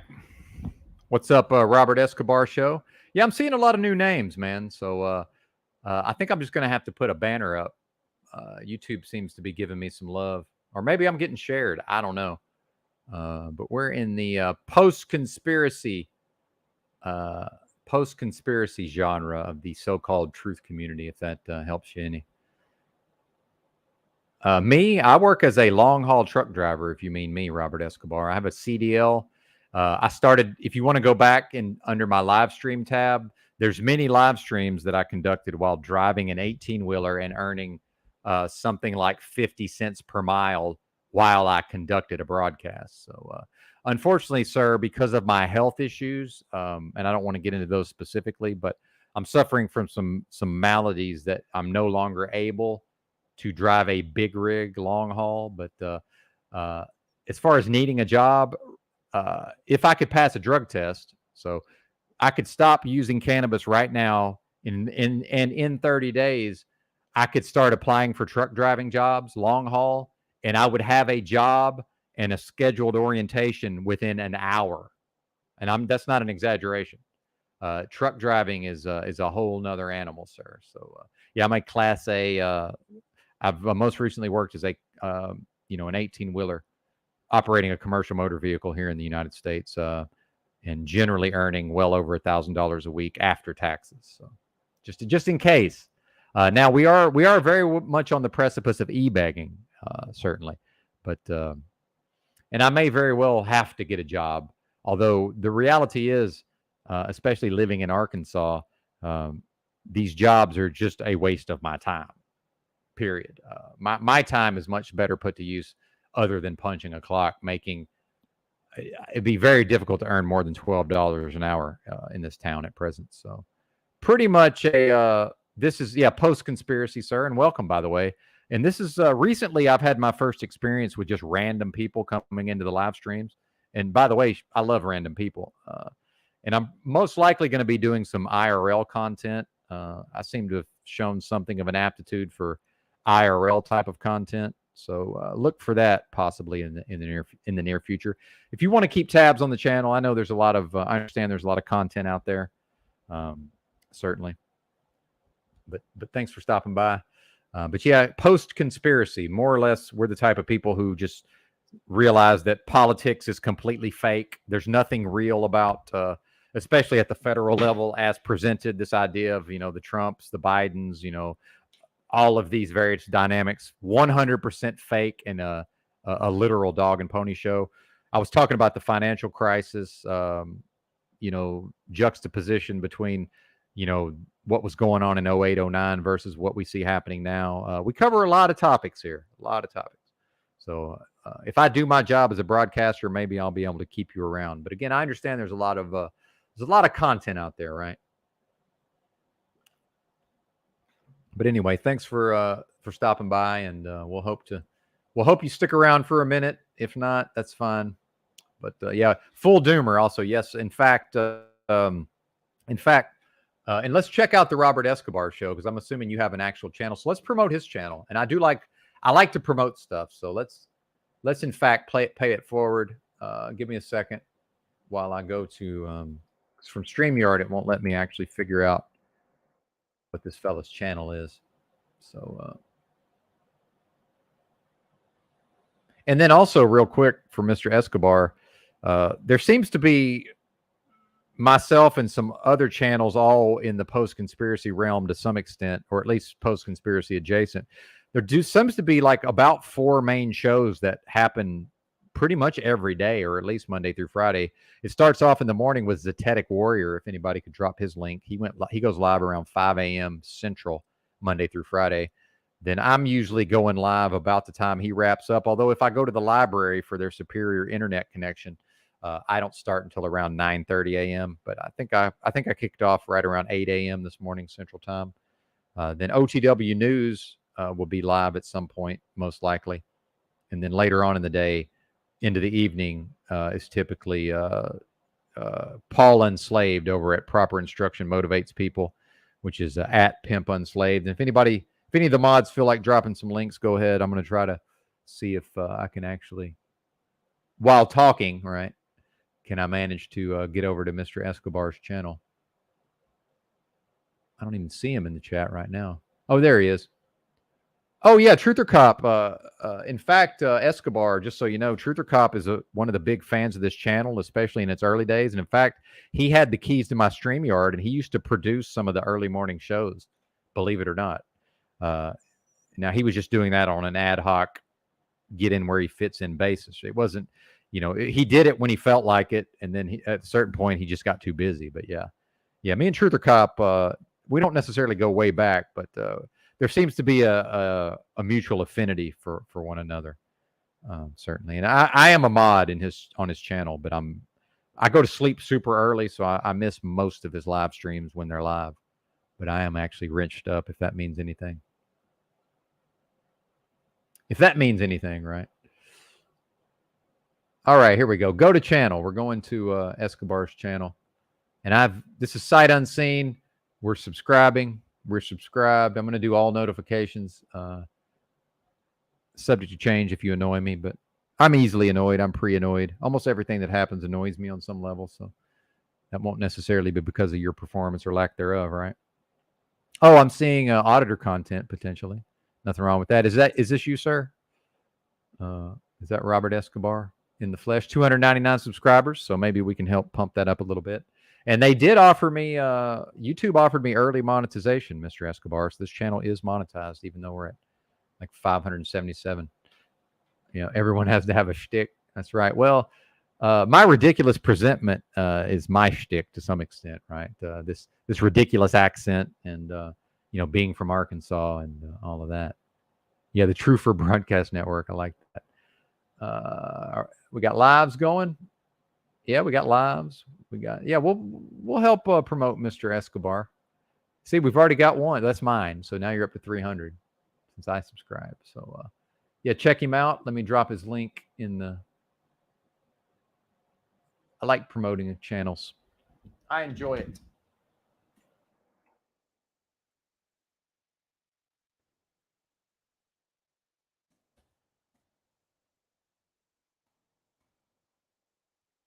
There we go. That's one of my good deeds for the day. And now we're back to the presentation on dissociation. So I think I believe we covered the definition well enough. Escobar season. It's gorilla season, Smith. You know that. It's white gorilla season. Yep. Shout out to you, Christos. And yes, you're welcome, Mr. Escobar. Thank you for being here. Even if only temporarily. Because see, I need to catastrophize after worst case scenario. So of course, Mr. Escobar is not going to become a fan of the channel, in my view. But maybe he will, right? Maybe he will. This is now like my life's mission on some level. I got to keep the new folks. YouTube's flooding me with new viewers. We have to keep the new folks. Pablo. That's right. Good to see you, Mr. Ice Grills. And thank you for dropping Jackie Fox's link. Much appreciated. Oh, and Cleveland beat me to the Escobar. Good job, sir. I didn't even see you. I should have known. Yes, Swim. I am not Mandela affected. It's on the table, right? In the MAC QOC. It's certainly on the table, but I do not consider myself Mandela affected. Oh, and just for the record, the channel is we are pro synthetic cannabinoids, and the host is sometimes broadcasting under the effects of THCO, by the way, which I do understand. Oh, no. Oh, yeah, you're probably right. Chat turns toxic if you're not making progress in some way. Yeah, well, and at the risk of sounding a tad overconfident, I would like to think my ability to work within the parameters that are being laid down, at least in part by the live chat. I'd like to think I have some sort of skill in that vein, Mr. Escobar, but you may as well, sir. I don't want to prejudge you too much. Right. And then we do drop a link at times, so feel free to join the panel. And I specialize in one-on-ones. I tend to do better with the one-on-one conversations, so we might absolutely Swim 100%. Fucking A right, man. Good to see you, Jackie. Yeah, definitely swearing. Almost encouraged, actually. But yeah, we might have you up on the panel one-on-one sometime, Mr. Escobar, if you're into that. If you're able to. Might be working his day job, who knows. Interesting tribe, yes. Strong minds make all conditions serve them. I like the way you put that, sir. That's an aphorism I can get behind, certainly. Yep, good point, Smith.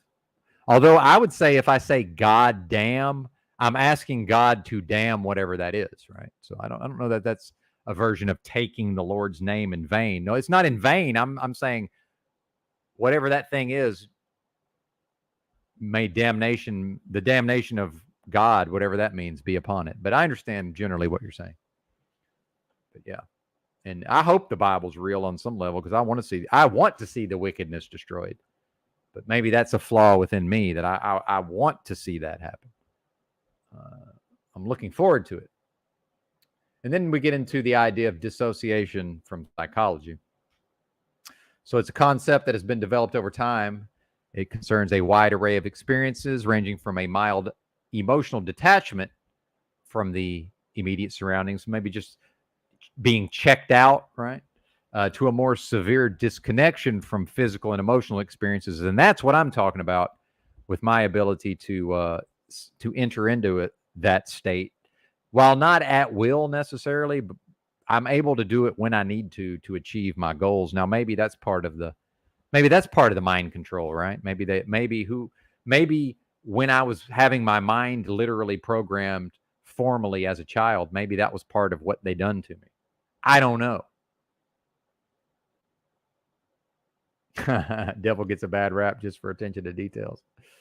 Oh, man. Yeah, an act of God is always something terrible, indeed. The phenomena, the major characteristic of all dissociative phenomena involves a detachment from reality rather than a loss of reality, as in psychosis. See, we still know what's going on. We still have our logic and our reason about us. I can actually hear somebody in the hallway temporarily. Rather than a loss of reality, as we see in psychosis. French philosopher and psychologist Pierre Janet, I'm assuming that's the pronunciation, spelled Janet, is considered to be the author of the concept of dissociation. Contrary to some conceptions of dissociation, Janet did not believe that dissociation was a psychological defense. Interesting. Which would somewhat run counter to some of the ideas of MK Ultra. Smith most likely not going to tell you his first name, but you never know, Jackie. He might. You never know. Or maybe it's already out there. And I was going to get into the mind control to some extent, but yeah, the devil's in the details. Winston, interesting. Interesting. I like that name, especially with the 1984 connotations. I'm sure that's not lost on Mr. Smith here, who's obviously at some high level with respect to the decodes.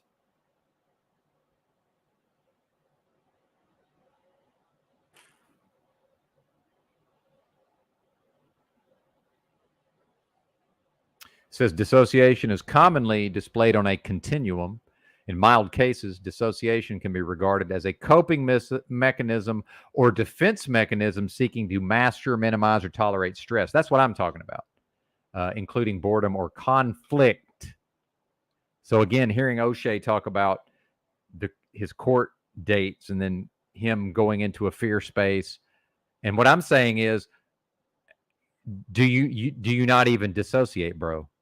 You know, like that can be a way to deal, right? The dissociation, if one is able to go. And I'm not recommending this I'm just saying this is a thing that can be done by some individuals, up to and including your host for this broadcast.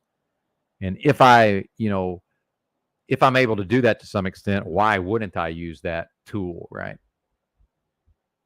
Now it says including dissociative fugue states, including dissociative fugue and depersonalization disorder, with or without alterations in personal identity or sense of self. I don't ever lose the sense of self part. So maybe this is why some folks, even if they're able to get into a dissociative state, could be more harm than good to them, right? The fact that I'm able to remain tethered to my own identity, even in the midst of experiencing a state of dissociation. And in fact, I have so much experience with them by now. I know when I can tell as it's happening. Oh, I've dissociated. That absolutely happened when I got cuffed up by the New York State Police. I realized, oh, I've dissociated because I just immediately was able to chill the fuck out. And I was in a highly and emotional state from dealing with the the attacks of the Walmart management coming after me so forcefully. Which, as an aggressive person, I tend to react to aggression with even greater levels of aggression. Thankfully, never physically violent, though. I'm, in fact, a pacifist in many ways, although I will always defend myself when necessary. Always. And without hesitation. And I don't go I'm armed everywhere I go. Thank God I still live in a somewhat free state called Arkansas. Now, if I'm at the library, they prohibit it, so I choose to abide by that. But if you see old Benton, I'm armed 24/7. And if you catch me in the library, maybe I forgot to leave it in the car. See what I'm saying? See how it works? Maybe I forgot. Now somebody's going to call the library when they know I'm there and say that I'm in there with a gun, right? See how I know how the internet works. I ain't dumb. We'll cross that bridge when we come to it. We might not be going back to the library. I didn't go yesterday. It opened 14 minutes ago. I'm not there today. So Rob Cleveland never lacking. You know, ain't gonna catch Rob slipping.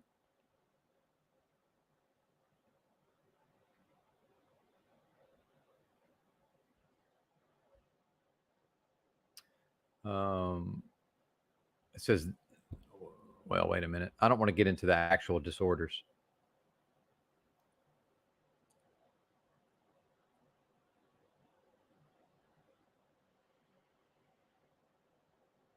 It says here, dissociation has been described as one of a constellation of symptoms experienced by some victims of multiple forms of childhood trauma, including physical, psychological, and sexual abuse. This is supported by studies which suggest that dissociation is correlated with a history of trauma. And that's where we get into the material presented in books like How the Illuminati Create an Undetectable Mind Control Slave. And I've studied that book, of course. And in fact, if one wants to get a poorly formatted PDF file, you can just type that into Google, type in How the Illuminati Create an Undetectable Mind Control Slave PDF download, and you'll be able to find it somewhere without having to sign up for a bunch of bullshit. You know, if one knows how to search the web, anyway. So I've studied that book. Operation Mind Control, the audio book, was very interesting. I got that on Audible, but at a certain point I realized, I think the audio book is actually brainwashing me, you know, especially through the binaural beats or whatever mechanisms they can use. At a certain point, it was like just listening to an audio book called Operation Mind Control was kind of creeping me out. So I may not have actually finished it. I don't remember. Yes, I'm no expert, Tribe, but yes, I am aware. And in fact, that book I just mentioned addresses those issues in some ways. That it's the Monarch programming is mentioned in there. I'm just not as well versed in it as you probably are, but I have a lot of surface knowledge of many different topics, obviously. But yeah, good stuff, Tribe. That's why we need Tribe around as much as possible. This is one of the many things he brings to the table. Is I don't have to be an expert in these things if we have Mr. Tribe around, which is good. I'd rather be whatever I'm being. Yeah. Well, and then even, you know, movies like The Silence of the Lambs, you know, with the butterfly and all of that. Like there's lots of tie-ins to the Monarch, certainly. Kitty Hawk, North Carolina. It's a little hill. Yeah, not impressed with the official fiction. Yeah, man. Again, it's like a mockery, right?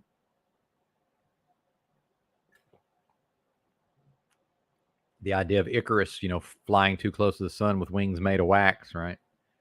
But the inverse of that is here's this fucking hill where man supposedly flew for the first time. You know, juxtapose that, compare and contrast that with the story of Icarus, you know. And then video game Kid Icarus when I was a kid, right?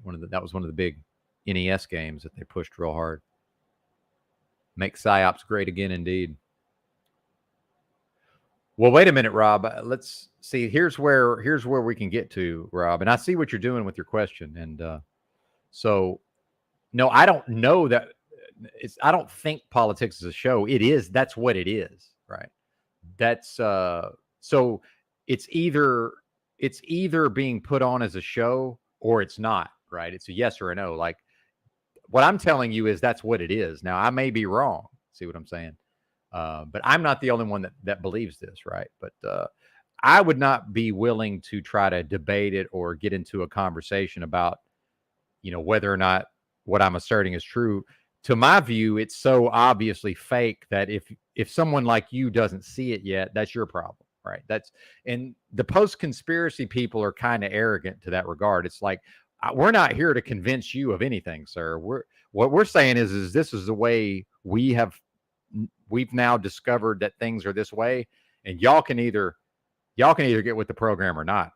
I mean, at the risk of speaking for most of the community, like a lot of us, I don't think give a fuck at this point whether or not y'all come along. But so I don't vote anymore. I have voted in the past. However, I have never and will never vote for a Republican or a Democrat, because those are the ones who make all the problems. And the fact is, no Republican and no Democrat has ever done one thing that you can point me to and say, this thing that a Republican or a Democrat did, whether individually or collectively, helped the masses of people in the long run.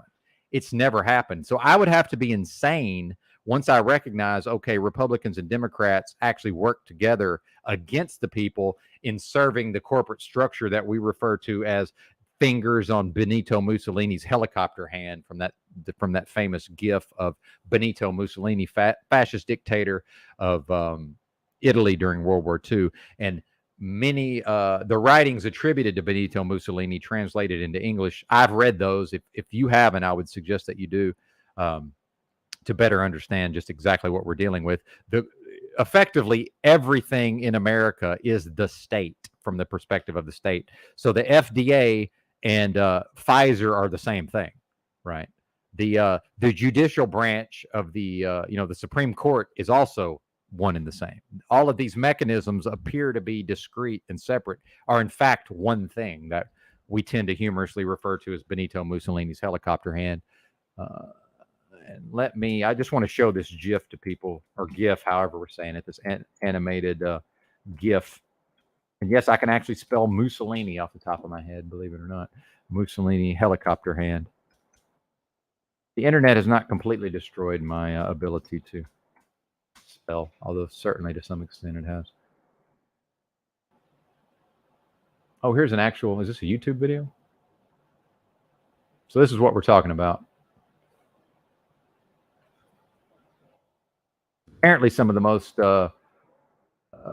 important writings on these topics were attributed to this fella here. Now, are they going to copyright us for this?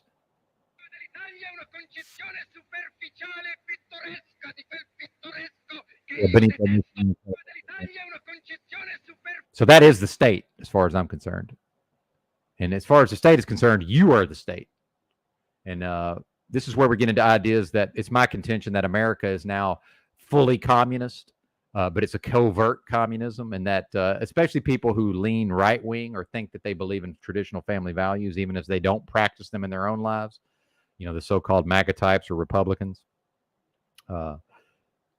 they, in fact, have almost no understanding of the tactics of the leftist communists.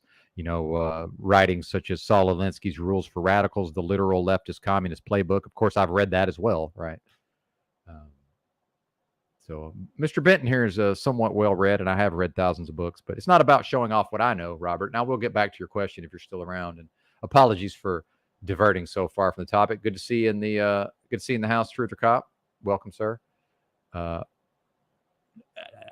probably never voting again, Robert Escobar, and I'll tell you why. Is because my belief is that this is a literal hell realm, and that whatever is running the show behind the scenes is a being that I refer to as Satan. Whether or not that's a discrete being that can be personalized in a way and given a name, regardless of what one believes, I believe that force of evil owns and controls every single elected office in this country, meaning that if Cornel West was to become elected, he will have no choice. And in fact, all of his actions, despite what comes out of his mouth, will necessarily serve the system. And now we get into the writings attributed to the Unabomber, Ted Kaczynski. And now I will show my most frequent icon that's associated with Benton as a content creator is the Unabomber. As you see on the screen, is the Unabomber sketch. And in fact, I'm a huge fan of the writings attributed to Ted Kaczynski, whether or not that was a real person, whether or not that stuff really happened. The actual Unabomber Manifesto, Industrial Society, and it's I always forget the name of that.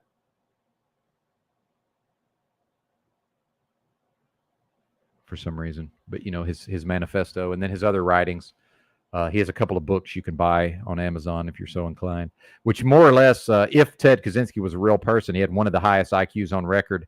He went to Harvard at age 16. He was a Cal Berkeley professor by like age 22, the most prestigious public university in the country. So, if this was a real person, he had one of the highest IQs on record, was a literal mathematics prodigy. And his writings, as far as I'm concerned, those writings more or less prove that, even if there appears to be some sort of revolutionary movement, that those movements will only ever actually serve and bolster the system itself, right? Now, again, one is free to reject or accept these notions, but the political system, by its very nature, will only ever serve the system itself. It cannot serve the masses.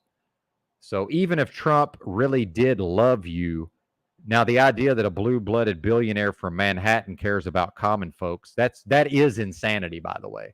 And I've been to Manhattan, and I can assure you those folks look down on, especially Southerners. But, the idea that now Southerners who believe themselves to be traditional family values conservatives, their big hero and their messiah in some way is a Yankee, a blue-blooded billionaire from Manhattan. Well, this just shows you how far and how deep the programming has gone that these people would even believe in that, right?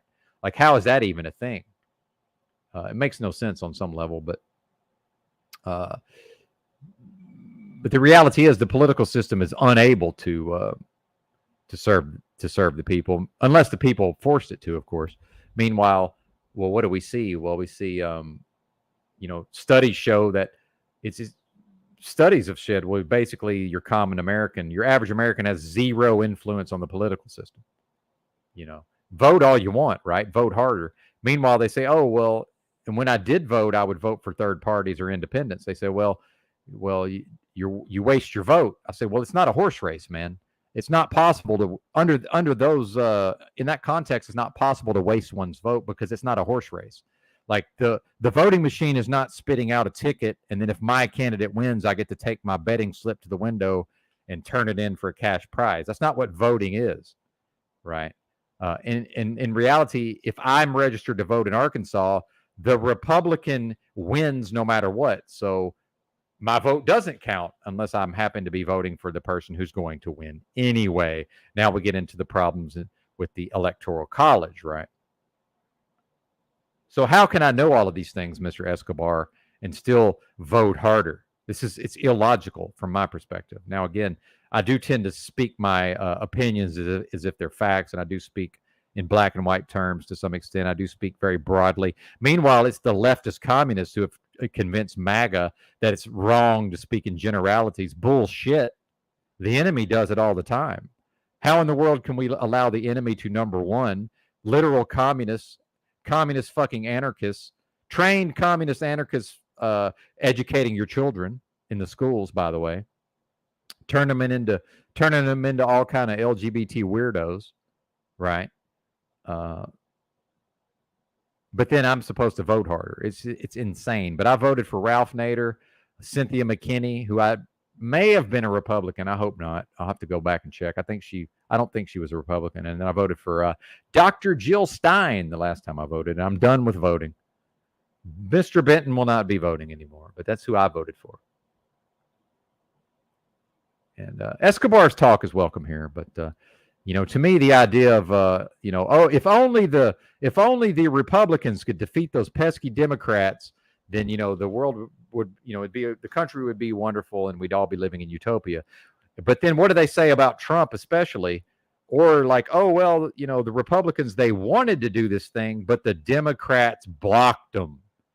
Well, guess what, folks? If the shitty team can block your team is also shitty, meaning when Alabama plays Rudy Poo University don't block Alabama. Alabama stomps a mud hole in their ass. So the fact that the Republicans are unable to defeat the pesky Democrats proves that the Republicans ain't shit either. And in fact, they're the same. And yeah, the Republicans are just as immoral, just as wicked, based on their own behavior as the Democrats. The Democrats just don't have the shame. The Democrats don't go hide out in the fucking shadows to do their weird shit. No, they do it out in the open and flaunt it and put it in your face. The Republicans go behind closed doors and get freaky deaky. And if you think them Republicans ain't getting freaky deaky, I don't know what to tell you. Padna. Because athletes and entertainers and politicians as well, and politics is on some level Hollywood for ugly people, lest we forget. And Trump ain't going to prison, because nobody goes to prison in this country. Who's gone to prison? Dennis Hastert and Blagojevich. What did Blagojevich do? Oh, he sold a Senate seat. Bullshit.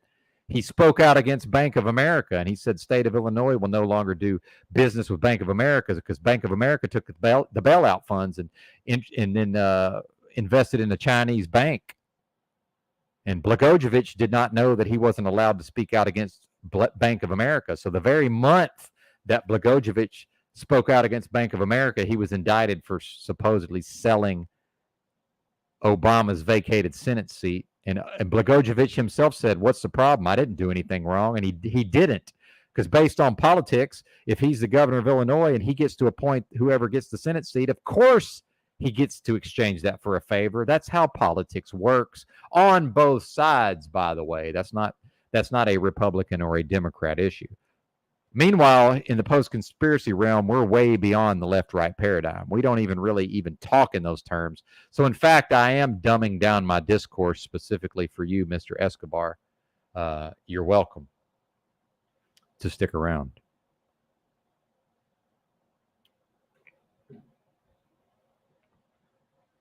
Hey, am I wrong? And, I didn't come up with that, Bex. Like, some of this stuff, I just heard at other places, but I mean, that's what it is, right?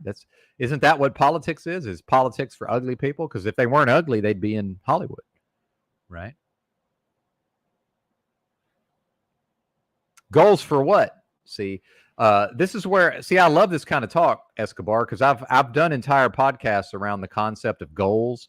And I did an entire podcast I did an entire live stream on this channel where I got very specific about what is success, what is a goal, right? And I mean, I went to the dictionary definitions of these topics. So the reality is, when you ask me those questions, you're most likely not even aware what is success. So until I define success, how can I have a goal, right?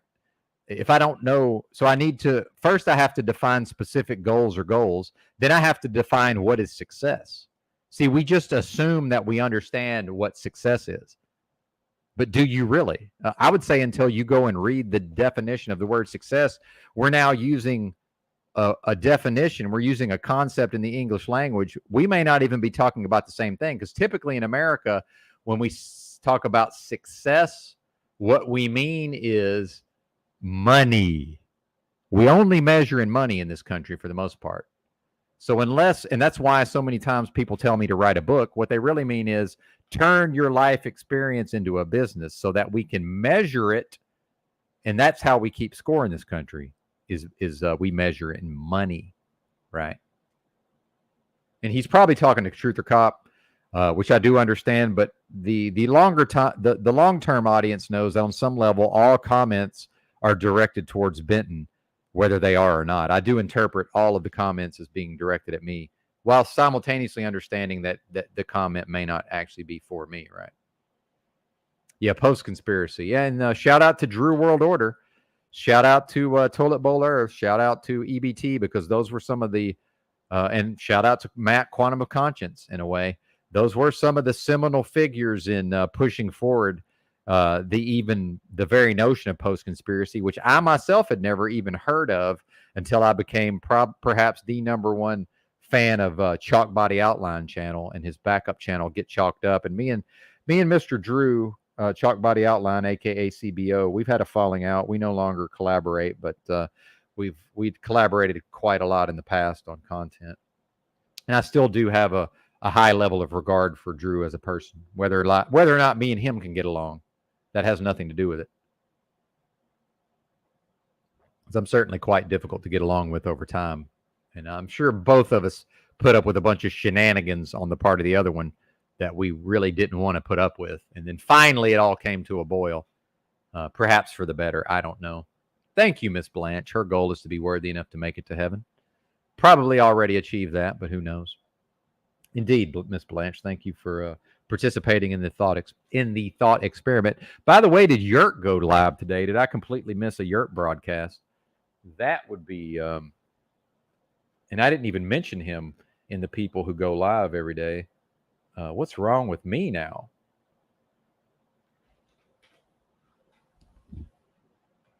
What's wrong with me? Well, I am on a computer. Why am I picking up my phone? I've also been assimilated into the Borg, right? Let's go in a thought experiment. You're gonna make me type the whole thing out? You bastards.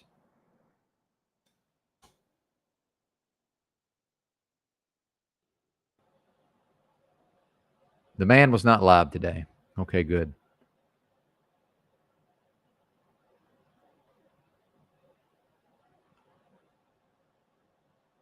Oh, we could talk politics. It's just, most of the audience is not going to vote, sir. I mean, it's just where we're at. But I am a bit of a wonk, by the way. As much as I have come to understand that it is fake, I am a bit of a wonk, meaning one who enjoys keeping up with political news over time, right? I'm a bit of a wonk. And in fact, I myself have been reading the news going back to the 1980s, more or less every day, although I do take some breaks at times. But I was reading the newspaper as a child in Arkansas. It's, starting out with the sports section, of course, but eventually, I would say by my freshman year of high school, I was more or less reading the entire newspaper, the state newspaper, one of the two state newspapers every day, or both, potentially.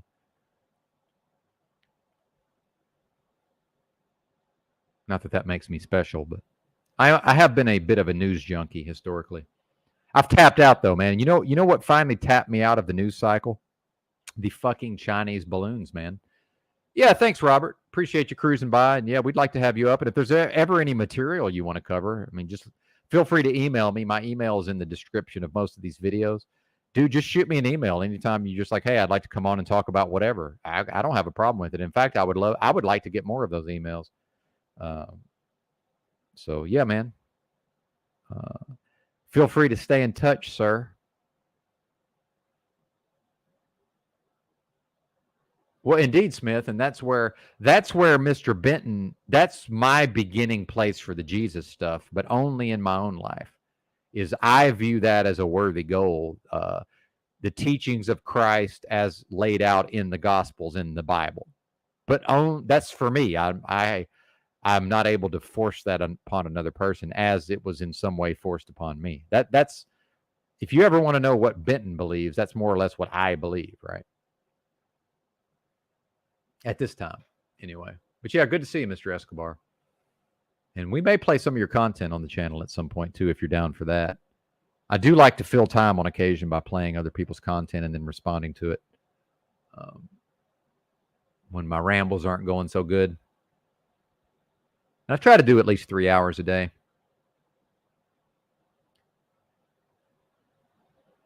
But we got to work together, Truth or Cop. We don't have to. My apologies. I don't even like speaking in those terms. But while Truth or Cop's in the house, Truth or Cop, man. And I understand that in these communities, people are not necessarily going to work together in the physical. Although I know you've had some, journalistic involvement with the convoy, the trucker convoy, and that was some, people actually managing to put their money where their mouth was to some extent, right? As ineffectual as I may criticize the movement itself for being, right? Rightly so, in my view. To some degree, I will give them their props as far as actually doing something. And I'm not a charity case, Truth or Cop, and I'm certainly not coming to New York State under any circumstances. If Crocco's funeral couldn't get me up there, as a very much, my range is generally the entire the contiguous United States, right? So the lower 48, I generally have a full range, but I'm most likely never crossing the Mason-Dixon line ever again. Even if I came from, even if I didn't technically cross it, right? I'm not penetrating that part of the country ever again. But I need a good internet connection. What's wrong with my voice? It's funny how I certainly must have some sort of emotion around this topic. I'm not even able to speak properly. So let me take a breath, and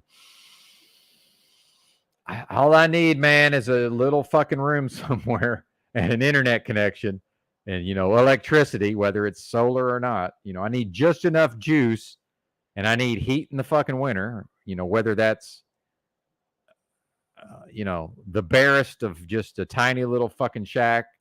But I have to have a proper internet connection, which most likely means urban area, lest we forget. I'm not going out into the middle of fucking nowhere and dealing with poor internet. I, on some level, I can't even believe I'm dealing with what I'm dealing with here today.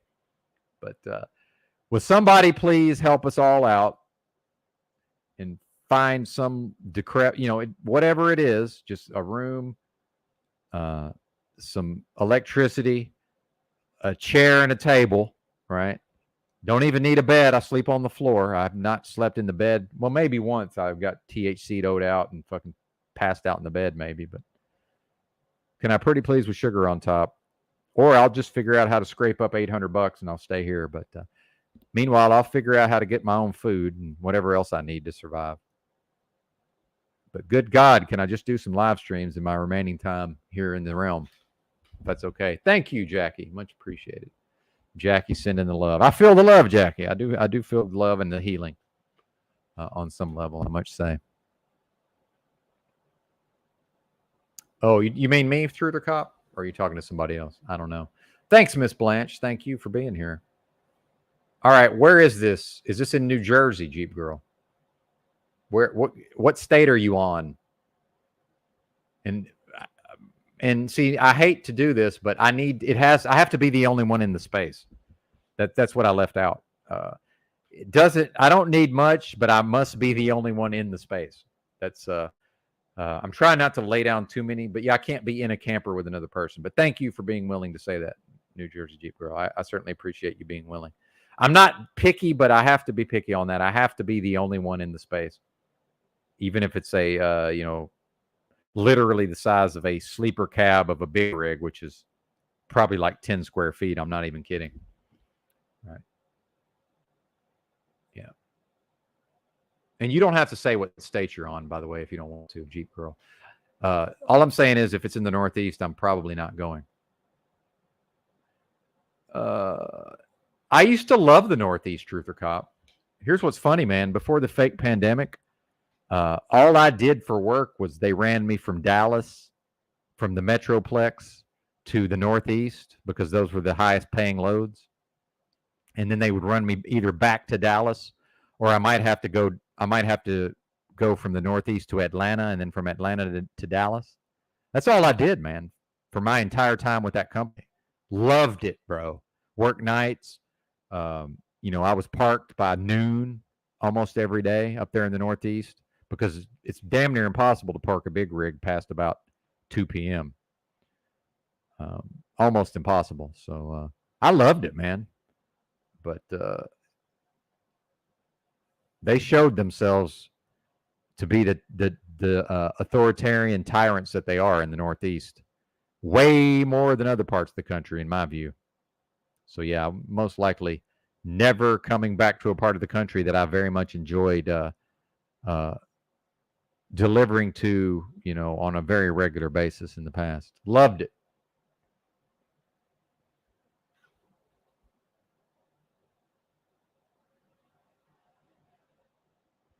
I've been to Mexico, Jamaica, and Canada, and at this point, no, I'm not. I'm not leaving the U.S. Although I would consider going to Mexico under the right circumstances.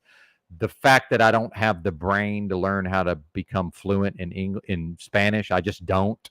I could learn to read and write Spanish easier than I could learn to hear it and speak it. That's just how my brain works. But realistically, the only thing even keeping me from moving to Mexico at this point is the language barrier. I really need to know what people are saying around me. It's very important. But yeah, I would strongly consider spending my final years in Mexico. Absolutely. Well, especially if I was still able to work. I mean, I would love to work 6 months here. I would love to drive a truck here for 6 months and then fuck off to Mexico for 6 months. But probably staying in Arkansas for this very reason. Truther Cop says if they do lockdowns again, he may reconsider. He happened to be in North Carolina during that time. Well, and if you like New York State, dude, I've been upstate. It's great. I mean, a lot of fine folks there. I'm not against. I'm against the government of New York State. Like, I enjoy it upstate, but the people are still nuts, man. To some extent, not the upstate people, but where do you think? I'm going to New Jersey some of the time, and last time I delivered in the Northeast was a place I'd been before. I went in there to present my paperwork. Guy's in a mask looks at me, points at me, and yells at me and says, this is what the guy said. He said, put on a damn mask now. And I thought to myself, oh, I'm never coming back here. I said, and I mean the Northeast. I said, I'm not going to be yelled at and bossed around, especially by someone in a Yankee accent. Take that however you want, Yankees. It's bad enough if I'm getting bossed around. It's going to be by somebody in a fucking Southern accent if it's going to happen. And we are reliving the Civil War to some extent down here. Why do you think the South has to dominate college football? It's because of their feelings of inferiority around losing the Civil War. That's a real thing. It's purely cultural why the South dominates college football to this very day. That's what it is. But the fact that we're even talking about lockdowns again, and meanwhile, I never left that space of lockdown. See, once this all happened, I'll never not live in that space of the fake pandemic.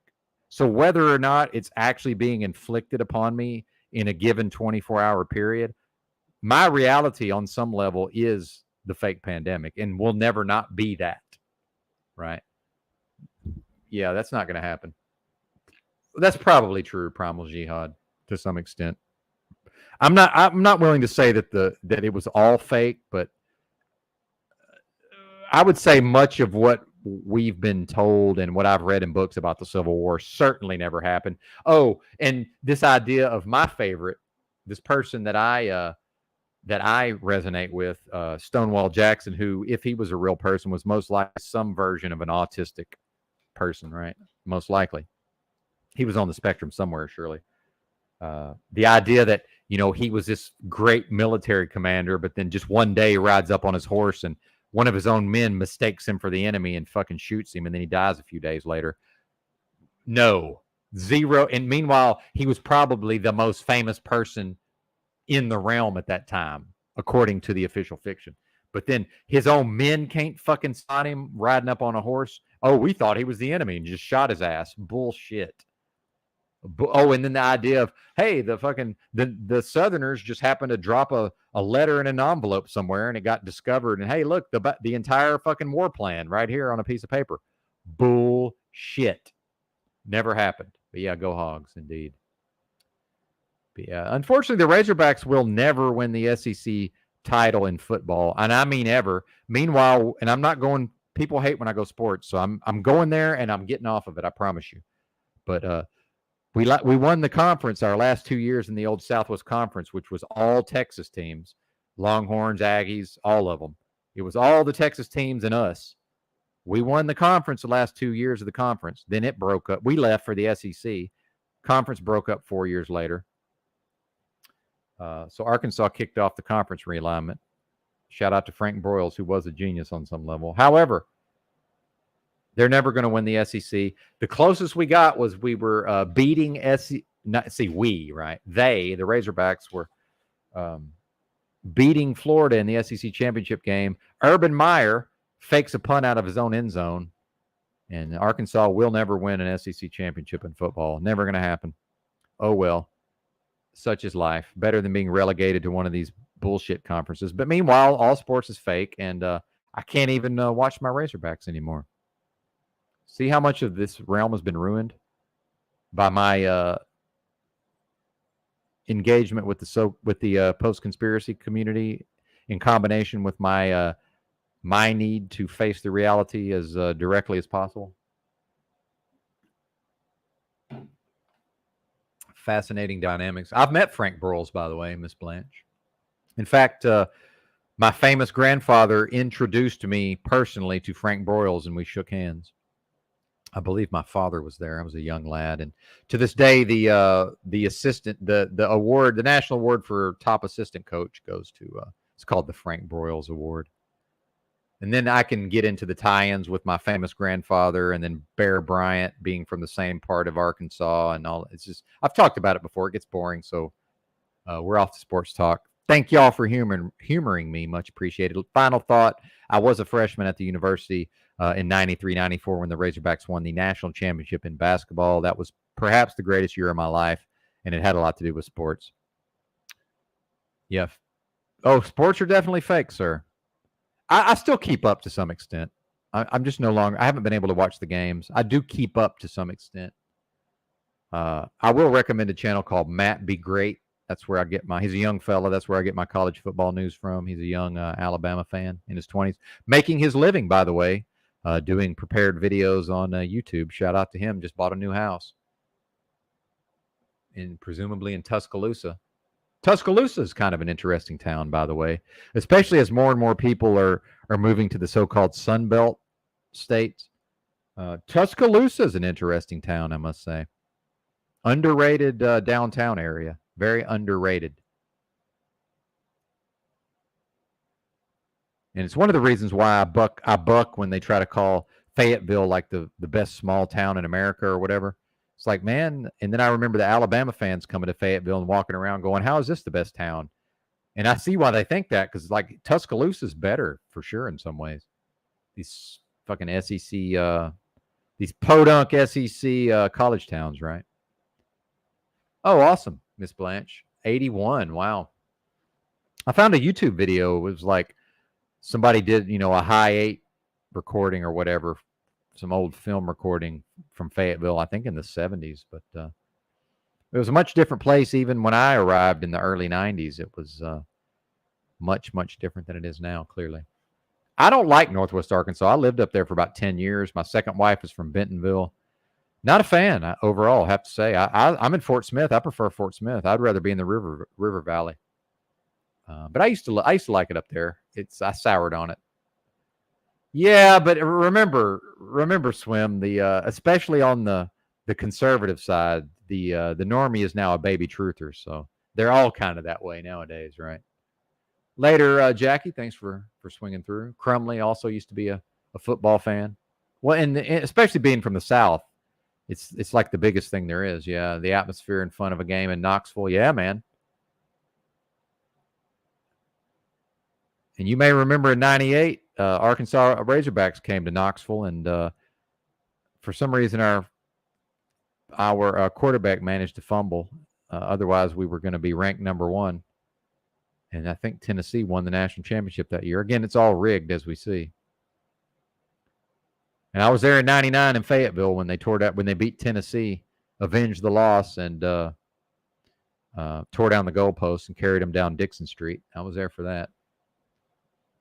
Yeah, I hear it was much different back then. In fact, I used to be friends with this guy, Pat Wilson, who supposedly painted this famous rainbow mural underneath some like a rail bridge or something in Fayetteville. He was telling me that he was responsible for that, and apparently it was kind of a famous deal there in town. And I'm pretty sure I had seen it at some point when I was a freshman in the 90s. It's probably not there anymore. Yeah, Rudy Poo University, class of '99. There you go. Well, I in fact did not graduate. Yeah, attachments and dissociation. Indeed, sir. Interesting continuum. Indeed, Roy. I'm glad you noticed.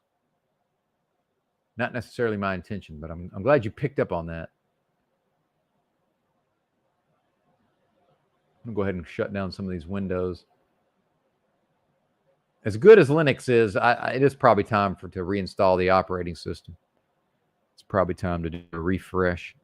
It's not quite Windows at that level, but it does benefit from let's just start over every once in a while. Yeah, isn't that hilarious, Crumley? Yeah. Well, I don't want to talk the football stuff too much, but yeah. Anyway, good stuff. I guess we'll panel for a bit, maybe, and then I'm probably about done. We're at 2:20, so I think my presentation is over, unless I just happen to. You never know when I might become inspired again. So we'll drop a link. I'm starting to get a little more picky about who I bring up. So, see, maybe I know Primal Jihad was trying to jump in here one day, and I was kind of on a roll. So it might be a good time for him to get in if he's so interested. Anglo Elite. There you go. Well, here's one for you. How some of these rivalries have a name. They've called, and again, the audience is abandoning ship because we've transitioned into sports talk. But I think it's Clemson Florida State rivalry is called like good old fashioned clean hate or something bizarre like that. Or no, maybe it's Florida Clemson. I can't remember. It's an interconference rivalry, right? Now I got to look that up. Good old-fashioned clean hate or something like that. Actually, it even has a Wikipedia page.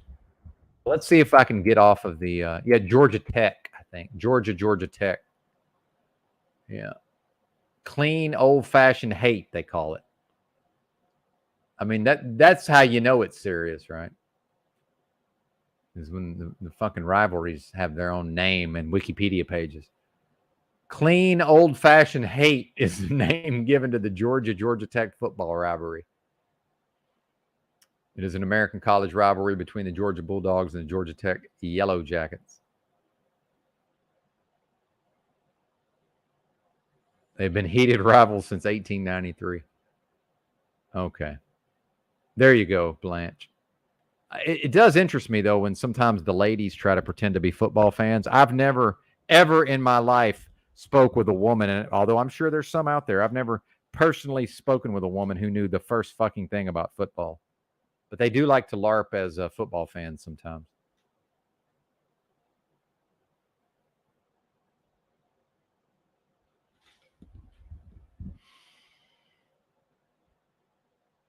Yeah, I met my first wife at the university when I was working as a computer lab operator on campus. And in fact, when I was there, Playboy magazine was naming it as the biggest party school in the country right about the time old Benton showed up. Certainly well, you're the exception to all of this, Miss Blanche, certainly.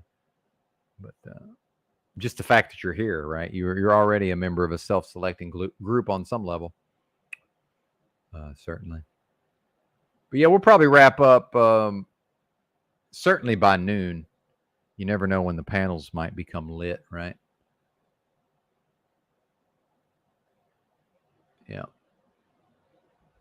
I already forgot what I said, Miss Blanche, but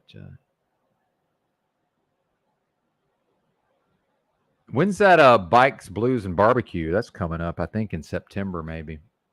That would be a good opportunity for old Benton to make some IRL content. Cruise up to Fayetteville. Ridiculous pronunciation. It's not Louisville, people. They've turned. Why is Fayetteville now Louisville? Fayetteville. Ridiculous. I refuse to pronounce it that way. It's Fayetteville. Oh, Playboy. You were there when they came down? Yeah, I missed that, but I was certainly probably still in high school and was aware of the and in fact, I probably did read Playboy, yes, for the naked ladies. Well, they're probably not ladies, but I don't even want to get into that. But yeah, last week was the big bike rally, eh?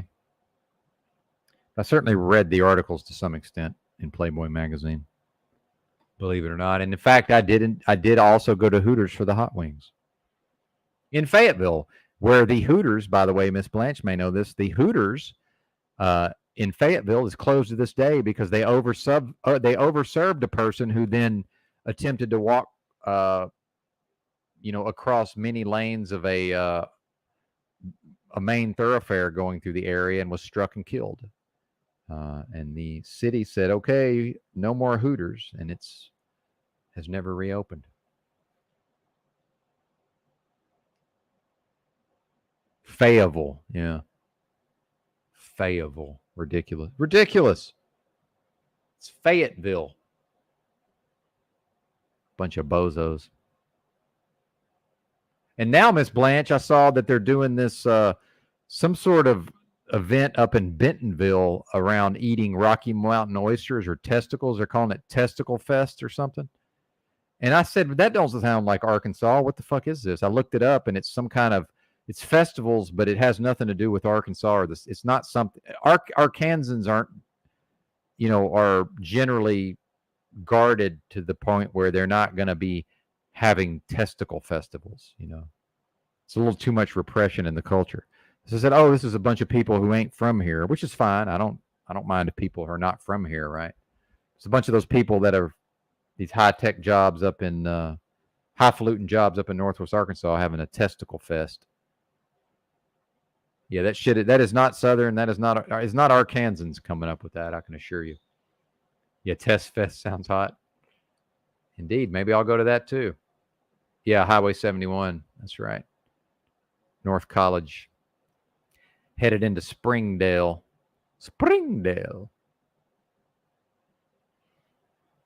I had a buddy in college called it, for some reason he was a Springdale. I don't know why he called it that exactly. Springdale.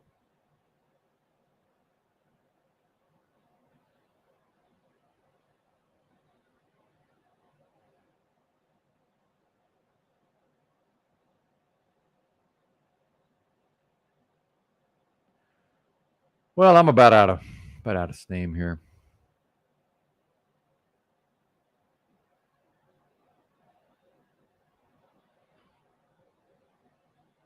We could watch Tommy's new video. It actually doesn't even really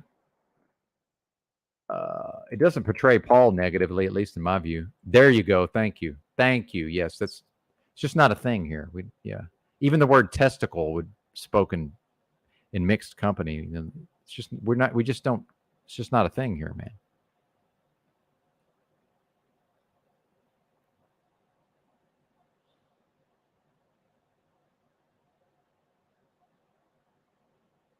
Oh, we do have a financial audit just dropped. Let's check that out while we're wrapping up here. This is one of my favorite channels. Let me go ahead and promote the channel first. Shout out to Caleb Hammer, who has not in any way tried to strike the channel. And I am a big fan. This is my favorite channel, although it's formulaic, right? So at a certain point, I will have had enough of the formula, and I'll have to make my exit, right? But this is his channel, at Caleb Hammer. He does these financial audits, which I've found to be, and in fact, increasingly, I'm seeing that he's probably actually hired actors. Some of them might actually be real people, but some of it definitely seems like actors are playing a role. Of course, that might have just been the THCO talking, right? So yeah, here's the channel. If you're so inclined, I saw he just dropped a video like 14 seconds ago, it said. So let's, of course, I'm going to thumbs it up. So let's go ahead and play his content as he's been allowing me to do lately. Oh, wait, 360. One view. Am I the first view? Is that how that works? Wow. People have already beaten me to the comments, though. Hi, my name is Josiah. I'm based out of McKinney, Texas. I'm 23 years old, and this is Financial Audit. Now, this is a follow-up episode. You don't need to watch the first one to get it because it's just a financial audit, just like any others. But just to do kind of a quick recap. Oh, this is a recap. The recaps are usually pretty good, so this will be interesting. We're in a stupid amount of debt, and you went into really bad debts. You broke a lease to move in with your family. You did that in a kind of responsible way, though, because you were intending to move in there to save some money to pay off a lot of the debt that we talked about. You were trying to cash flow some school, but there were no credits to transfer because you went to like Career Institute, and it was a bit weird. And the degree may have not been exactly what you wanted to go into because you were just dealing with what you already had and what you were going into. You were working like 1 trillion hours, Amazon delivery driver, then working at a gym as well. You had just bought a new car and took out a absolutely disgusting debt on it. We suggested selling it, borrowing a personal loan to make up the difference and getting a cheaper car than paying that off as quick as possible, or just paying it off over the course of like 15 months or so aggressively. You were overdrafting on your checking account, which pissed me the off because you were choosing to spend money on bullshit instead of like having enough money in your checking account to deal with stuff. You had a bunch of other debts. You financed the braces and stuff like that. And you had some IRS issues and you had to make some payments. And it's the only time I ever recommended on the show to borrow from family, but it wasn't like a borrow from family and then pay them off over time thing. It was like, okay, the payment was due in like 2 days. So let's see if we could borrow like $1,000 from the family so you can pay the IRS and then pay back the family within like 2 weeks. So it was a very quick thing, but it was like it was an emergency situation and you got yourself into just a rough situation. But it's been, you said 9 months, I think? Yes. All right, we're jumping ahead. I think everyone needs it. Regardless of where they are. I think you can start putting towards this stuff. Dude, you have a fully funded emergency fund. The car and the braces are gone in what? We're only looking 8 at months? the finance part of it, like the mental. Of course. Yeah, so like mental health's a big part of it. No, absolutely. The 1,000 that I'm saving. Like I've sat and I've thought about this and I was like, well, it'd be great to have Sure. extra. Well, and now they're talking about mental health, and I've been using this channel in a way to sort of keep my finger on the pulse of the state of mental health, especially amongst the younger folks, and it's not looking good. So this, I've skipped ahead, but they're about to have a conversation around therapy. Caleb's a big therapy guy. I'm not necessarily, but obviously that's up to each person to decide. But I think like with what I'm trying to do, like this part will be good, like losing weight. Like I'm not disciplined enough to go home. Like if I have my meal prep and my mom has like pizza on the table or she has ice cream or cake, I'm not disciplined to be like, I'm not gonna get something like it's so accessible. But when I'm at my apartment, when I was at my apartment, though my finances weren't good, my health was good in terms of mental and my physical. So I think. Have you sought mental health? I just no. Well, what? I don't. Indeed. I think everyone needs it, to a certain extent. Where they are. I think a therapist, their job is to like to break you down and talk about the mental things or the barriers in which. Well, their job is to help you with however you need help. Yeah. I think I know how I need help. I need to go do it. I think I'll be fine. I went to a therapist a couple times, and I think 2 sessions was all I needed. Well, and the Black community, not so much on the therapy, as I'm sure we all know. But I need to work and make more money, and I'll be fine. That's pretty much it. I'm a little nervous with the way you're talking about some things. You seem very set in stone and not very flexible at all. And that makes me a little nervous when we think we know everything, because I don't even know close to everything. And even the stuff I've talked about on the show has evolved quite a bit. The more I've learned and the more people I've talked to, you are very concrete with where you are. And that makes me a little nervous just in long-term viability for many things. I think that the last time I came here, I was a lot more open-minded. And I'm still open-minded. I'm still flexible. I've sat and I've thought about this. Like when you work as many hours as I do, that's it. Okay, I got to bail out because this is one of the few actual responsible people, I think, and that doesn't make for a good video. So anyway, that's the Caleb Hammer channel, my favorite channel currently. But again, it's a formula, so I will necessarily lose interest at a certain point. That's just how that works, right?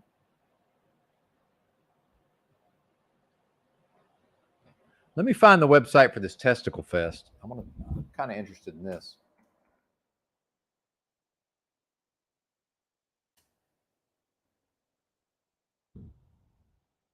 Idiots.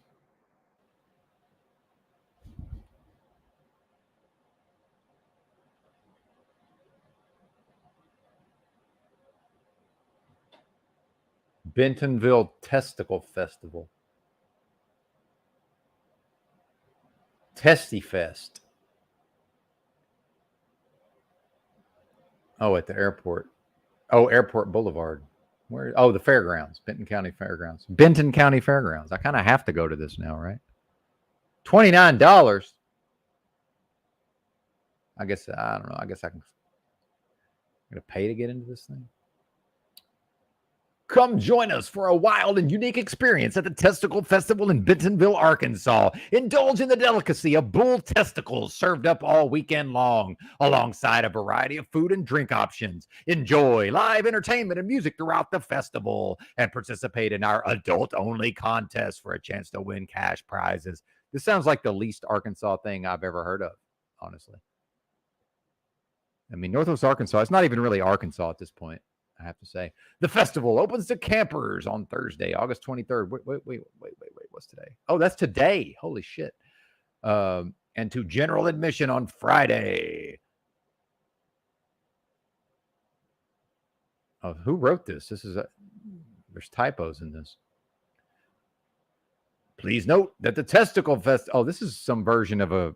This is like LGBT gay shenanigans. I'm already detecting. Please note that the Testicle Festival is strictly for adults 21 and over. Festival camping. This is a fucking orgy. It's an orgy. This is an orgy. It's a $29 orgy. Probably going to be furries there. Oh, $29.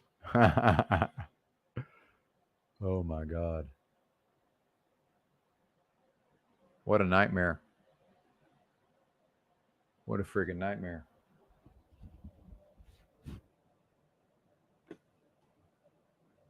All right, now I'm searching.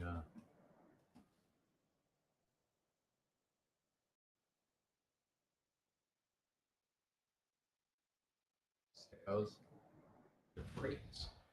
did I, Christos. On one of my walking talks, my morning walking talks, I saw a sign for it.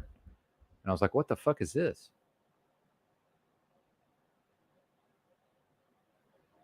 There's a channel for it. It's at TestyFest. Come have a ball. Yeah, the jokes write themselves. At America's #1 testicle festival. Well, I'm assuming that's not the case, but Hi, it's me, Emerson Big Nuts, a real life man. And today, I'm here with the Testicle Festival. We're here to invite you to come out and party with us. It's homo. Wow. It's homo. Those are nice. We like to call this little shindig Testy Fest. This festival has everything. Camping, live music, fried testicles, ladies oil wrestling. Why is Lady there... oil wrestling. So it's this closeted homosexual festival. See, we're pretending like, yeah, we've got boners, but it's because the women are mud wrestling. Okay, sure. Eating fried testicles. Last year, we brought our balls to Bentonville, Arkansas, and the ladies got wet. In Bentonville, Arkansas, with thousands of you in Bentonville, Arkansas. And Miss Bex, certainly you're not going to get your information about your uterus from me, so I'm not going to get my information about my testicles from you. But I hope you will accept that comment in the spirit in which it's intended. This year, we're bringing balls back again with new adult games and prizes, like the wet T-shirt contest and ladies oil wrestling. Testy Fest is 21 and over, so don't bring your kids. Emerson, can we come? Of course, it's only $29 for all weekend. This year, August 24th through 27th. All these awesome bands will be coming from inside this TV to Bentonville, Arkansas. So come to Bentonville. I got to show my dad this, dude. He's going to freak the fuck out. And finally celebrate the TESTICLED community. And just putting in the word community there at the end, the testicled community. Yeah. Well, and by the way, my peeps that I'm related to live in Benton, Arkansas, which is a completely different part of the state than Bentonville, right? In fact, the reality is my second wife is from that town. She grew up there, but beyond that, I'm not involved with Bentonville. That's where Walmart's headquartered, by the way. This is sick, man. I'm against this. I'm against it. Thanks, Bex. Again, just in the spirit in which my comments were intended, right?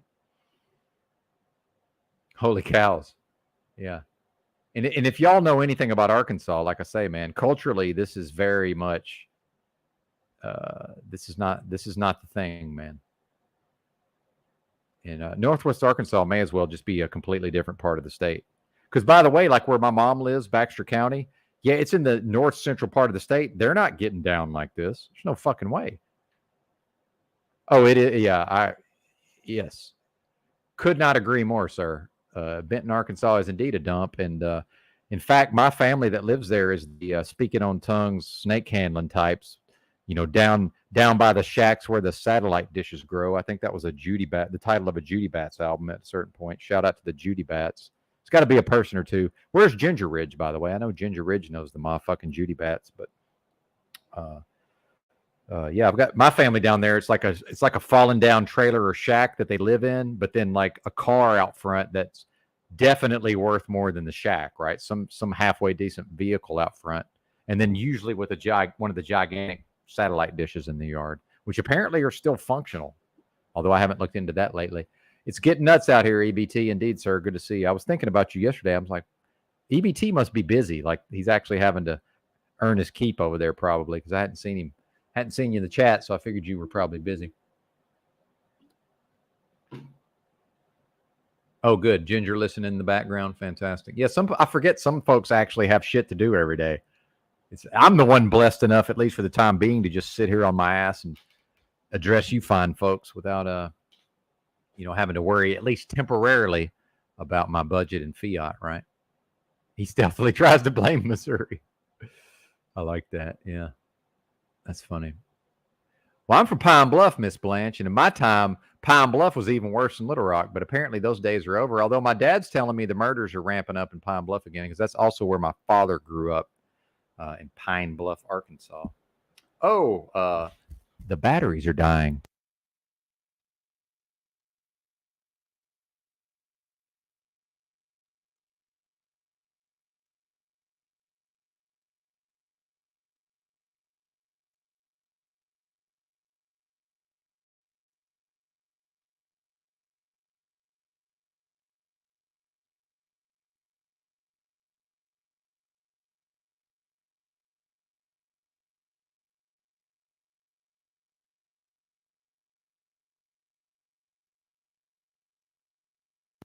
Shout out to the... Actually...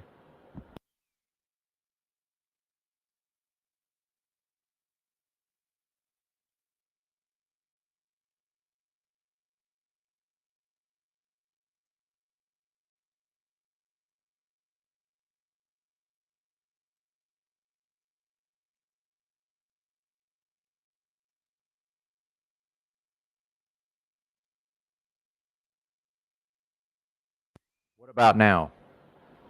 Sound? Yeah, I grew up in Pine Bluff, and my family, most of my family did, Ms. Blanche. We probably don't know any of the same people because I've repressed most of my memories. Thanks, Got Milt. Much appreciated. But yeah, that's where I grew up. My grandfather is one of the most famous people from that town, Big Jim Benton. That's my dad's dad. I actually look a lot like Big Jim. And my dad owned and operated a convenience store in Whitehall called Big Jim, although people called it Big Jim's. It's not a Mandela. I'm certain of that one. He owned and operated that for many years. My grandfather had Benton Oil Company, but other than that, I just don't remember a lot of my childhood. I really don't. I don't know. We didn't quite get the entire message there, but me and Miss Blanche, apparently being older than me. Yeah, but probably knew some of my relatives. I'm assuming. I'm just guessing. Yeah, 9-volt batteries for the I got a mic. I got this. That's a mixer, and this I can use for my. It actually can be used for my IRL content as well. Since my powerful voice blew out my dynamic microphone. Yep.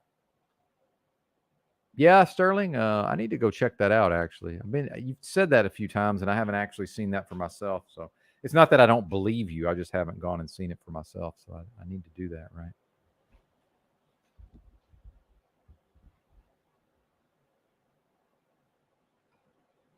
Am I still here? Yeah, windsock. Yeah, this is a dead cat because when I went outside yesterday, there was a lot of wind noise. But I think the StreamYard killed the wind noise, but I could hear it because I do like the sound of my own voice. So I like to listen to myself through the headphones as much as possible. Born on the bayou, that's right. World's longest bayou, Bayou Bartholomew. That's right. Pine Bluff used to be a decent town, from what I understand, but not anymore.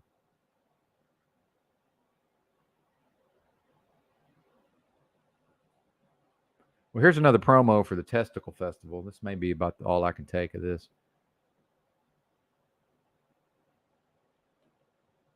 Come have a ball with us at this year's Bentonville Testicle Festival. Performances by Brian Martin, Justin Champagne, Charlie Farley, Justin Time, Austin Tolliver, Dusty Lay, Cypress Spring, and a dozen more. Join the adult fun, ladies oil wrestling, wet t-shirt contest, best beard. This is just sick, man. Ladies oil, dude, come on now. This is going to be 30% homos. Easy. Then we got the Cali Muscle. He's on day 22 of his watermelon fast. He's still got his muscles, though, from his weightlifting. You know, he used to be a pro bodybuilder, this guy. Cali Muscle, I guess is how you say it. And you know he's got this body dysmorphia. You know he's hating it because he's just getting smaller and smaller over time. I kind of feel bad for the dude on some level. And then the black man with the watermelon, you know, that never gets old, right?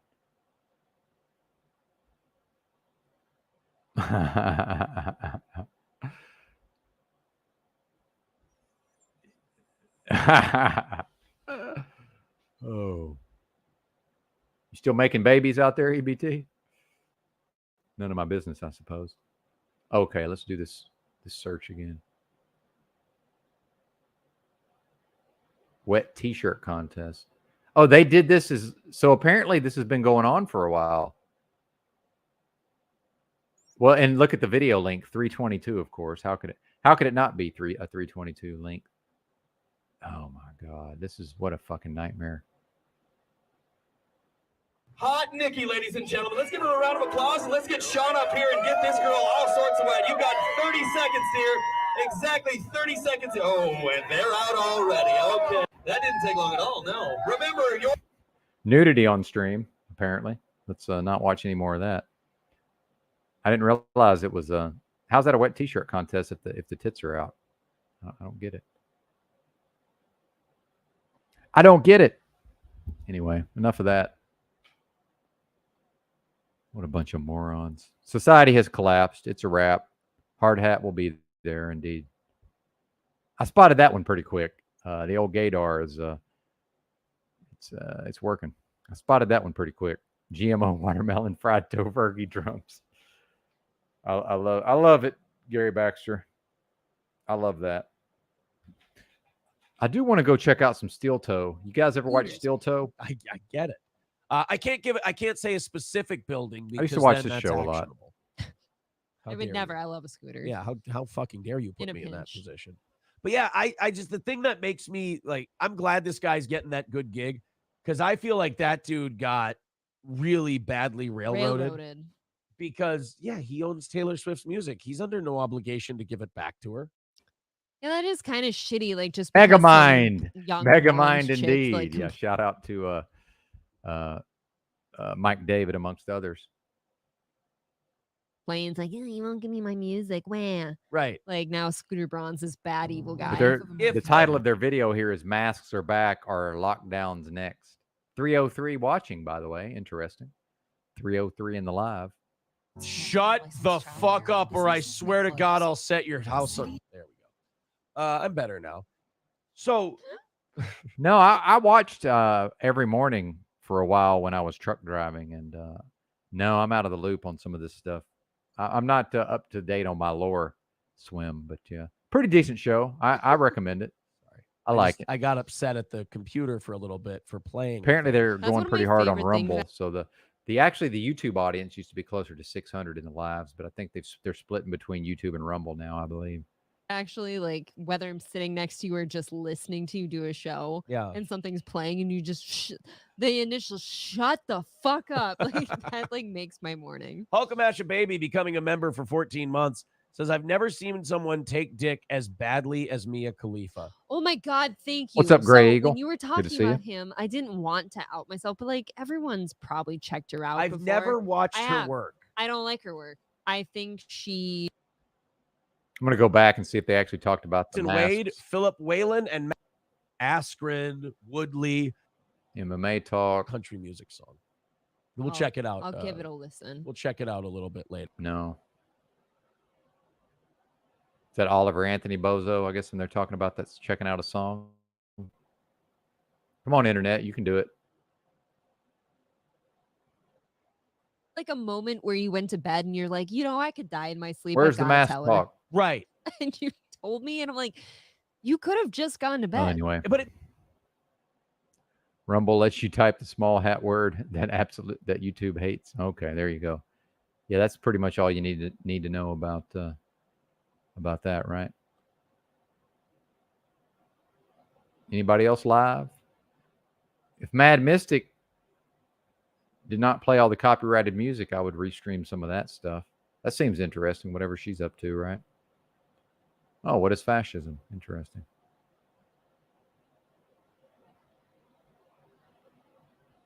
And more, it's just I'm not even finding content on YouTube. What do y'all think? And much of the audience hates when I play this lady's content, this Sarah Jane Bangarang. But something, I don't know. I'm just, I find this compelling on some level. Not really sure why. Let me promote the channel. So maybe she won't strike us. Don't strike me, ma'am. Please do not smite us. At She Bangarang.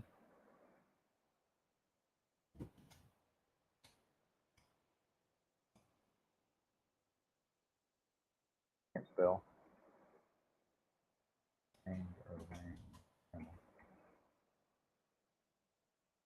Bangarangatang.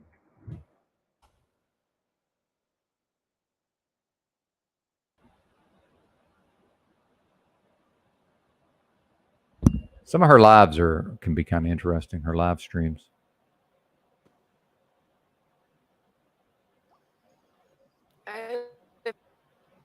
What I'm gonna do, but I decided I don't think I want to go to Burning Man.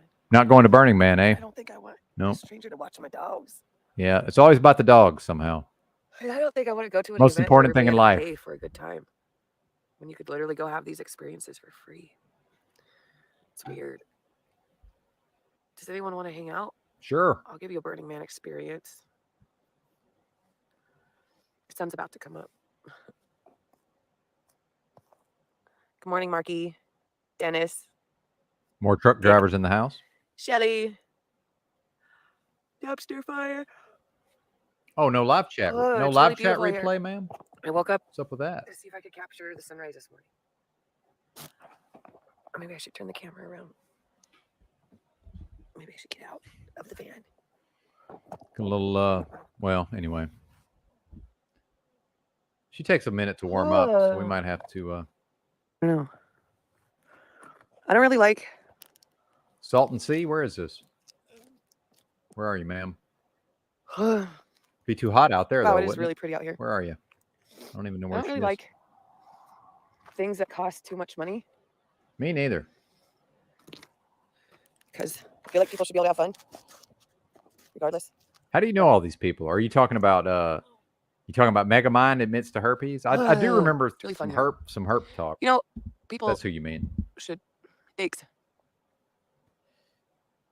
I'm really just trying to do a few things and experience a few things, and if people keep blocking me from these things, I'm going to create a situation to where these things exist without needing to spend money on them. So quit fucking with shit so that I can complete my task.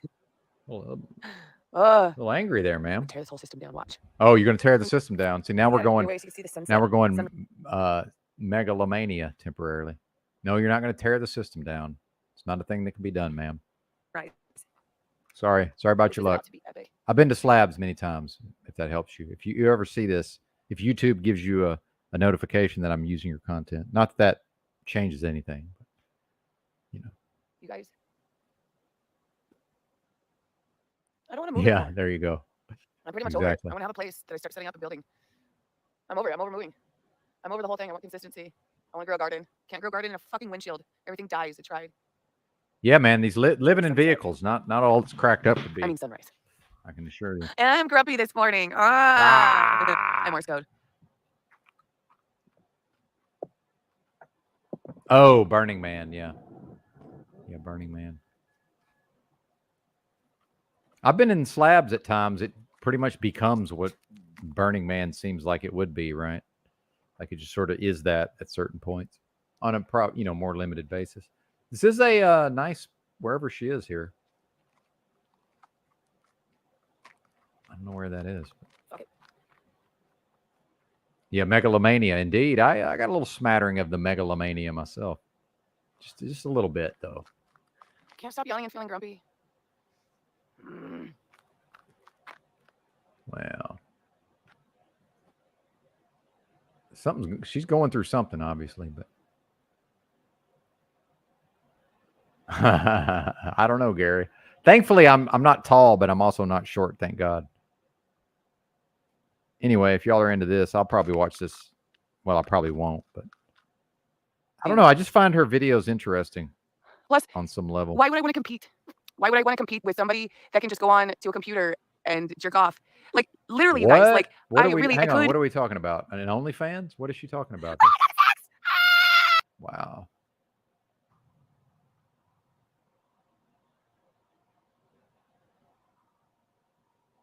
You've seen this lady's dating profile? Is she that well known? What is that? What am I seeing? Is she naked? What am I seeing? This is a naked person upside down, apparently. Am I seeing this? What is the nudity today on?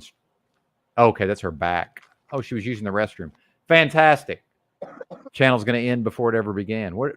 I mean, I guess I would be excited to wake up in the morning and be like, I can't wait to talk to this person because I'm so excited about how they make me feel and how they like give me like excitement for the future and hope for like really good sex.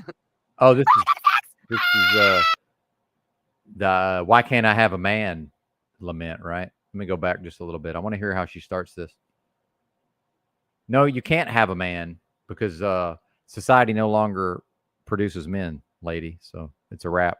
I want to fall in love with me. I think I'm ready to fall in love with someone who's excited. And I mean fucking stoked to fall in love with me, but also I just want it to feel good, you know?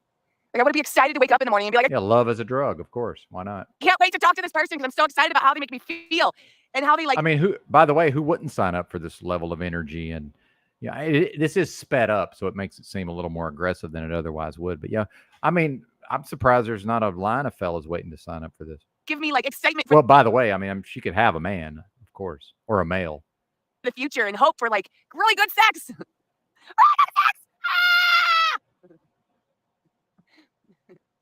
Yes, but loving people in the world is a part of loving this world.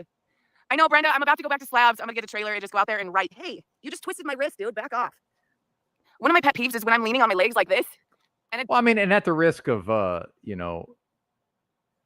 the risk of insulting or, whatever, I'll just say it. This is PMS on some level, right? I mean, it has to be. I'm not one of those guys that every time a woman is some type of way, I'm like, oh, it's PMS. But, I'm looking at where we're at in the calendar generally, and I'm, not that every woman is on the same cycle necessarily, but there are some general trends. I can play some odds here, right? And a dog comes up and knocks my hand off. Oh, I fucking hate that shit. Here's the catch. You can't watch porn. I'll know if you watch porn. You got to stop watching porn. I don't date people that watch porn. Okay. Well, look, I mean, that's fine. I've got my own. God forbid I was to end up in a relationship again. I've got my own things. No social media, right? Of course, that's a deal breaker right in and of itself. Oh, that's how we talk to our family. Oh, okay. Well, I guess we're not going to be dating then. Because I don't date people that objectify women. So, like, if you do that, you're automatically out. Why are you single? Because no one gets. I would contend, not being a woman, but based on my research, that the basis for a woman's sexual desire and sex drive is in part being used or viewed as an object sexually. Yeah, I said it. That's part of it. Am I wrong? Maybe I'm wrong. I don't know. I'll never know what it's like to be a woman. It seems to me like that's part of the thing, right? You can stop jerking off, dude. Except for me, I quit jerking off. So I think this is hey, she can see that the boys would probably still want to bang her, but now I don't want to say boy, the males, and at her age, we're probably looking at, younger males, right? She would be dating most likely. I mean, that's just how it's gone, right? But because I'm assuming she's in her 40s. I'm just hard to know, but but that is an epidemic of the fellas, looking at porn on their handhelds or on their laptops, and now they don't have the desire because they're 6 times a day with the porn or whatever. So yeah, I understand. I don't know. I wasn't paying attention, Gary. I'm not exactly sure. I miss a lot. I'm more listening and reading the chat, but yeah, doggy style butterface. I objectify myself. Yeah. I'm out. Let's hook her up with Mitchell. Sorry, y'all. I don't mean to be rude, but that's well, what if Mitchell was straight, we could hook her up with Mitchell. I don't want someone that watches Oh, porn. and not that there's anything wrong with that, unless there is, of course. Because I want them to do the work it takes to get in my fucking pants. Wait, let's go back. She just said something about sunrise.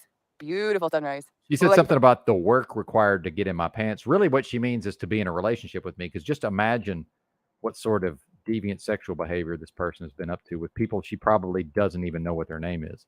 But then, if you want to actually date her, now there's hoops to jump through, right? Okay, sure. And I like this. She's a type of person I would most likely get along with and like and enjoy spending time around, believe it or not. Yeah, I've been around a lot of these type of people, but so I'm not picking on her, but I mean, what even is this? I objectify myself. Yeah. Exactly. I'm out. Exactly. Sorry, y'all. I don't mean to be rude, but that's what I want. I don't Exactly. See, the thing I paused and said, then when I unpaused, she was saying the same thing I was saying, because we all know that is part of the whole thing, is the objectification. Someone that watches porn because I want them to do the work it takes to get in my fucking pants. And what is that work, ma'am? Just so we're clear. Sunrise. Beautiful sunrise. Oh, I can feel the sun on my back. It's amazing. Oh, my life is so much better now that I have almost no sex drive. But I want to point out, my equipment is working normally. So, I make sure that everything's in working order, right? But I just don't think about it. I don't even. It's somehow I guess I vibed high. High vibe my way out of it or something. I can still appreciate a woman's beauty, but I'm not obsessed with sex like I was. What?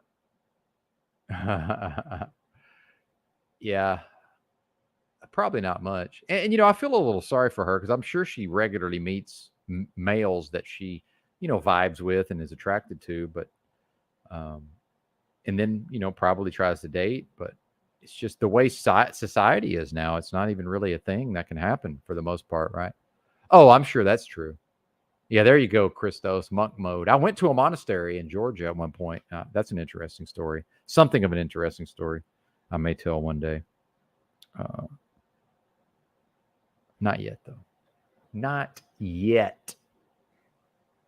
I really, and I do like her videos. I don't watch all of them, but I do like her content, I must say. I really do enjoy her content.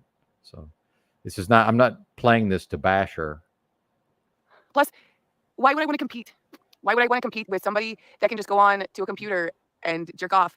Like, literally, you guys, like, I could have somebody that doesn't watch porn, and then every time they get horny or turned on, they could be all like, I'm going to go, like, seduce my, like, lover because... Exactly. This was my life with my second wife. Exactly. So but we're seeing that society, even since just when I was with my second wife, you've seen the further degradation and degeneration of these male-female dynamics. Not across the board. There's always exceptions, but generally speaking, this is just how it is now, right? Yeah, off the grid. Well, but on the internet somehow. But yeah, I understand your general sentiment. Yeah, indeed, Sterling. I'm not going to become pedantic over that. Because she's worth it, and we're going to have great fucking sex if I do. Like, I don't understand. Like, if you just jerk off, then you're taking away your, like, je ne sais quoi, Like, you're literally just wasting. Yes, you're right. It's horrible. I could not agree more. It, And I don't want to date somebody that wastes their energy on that.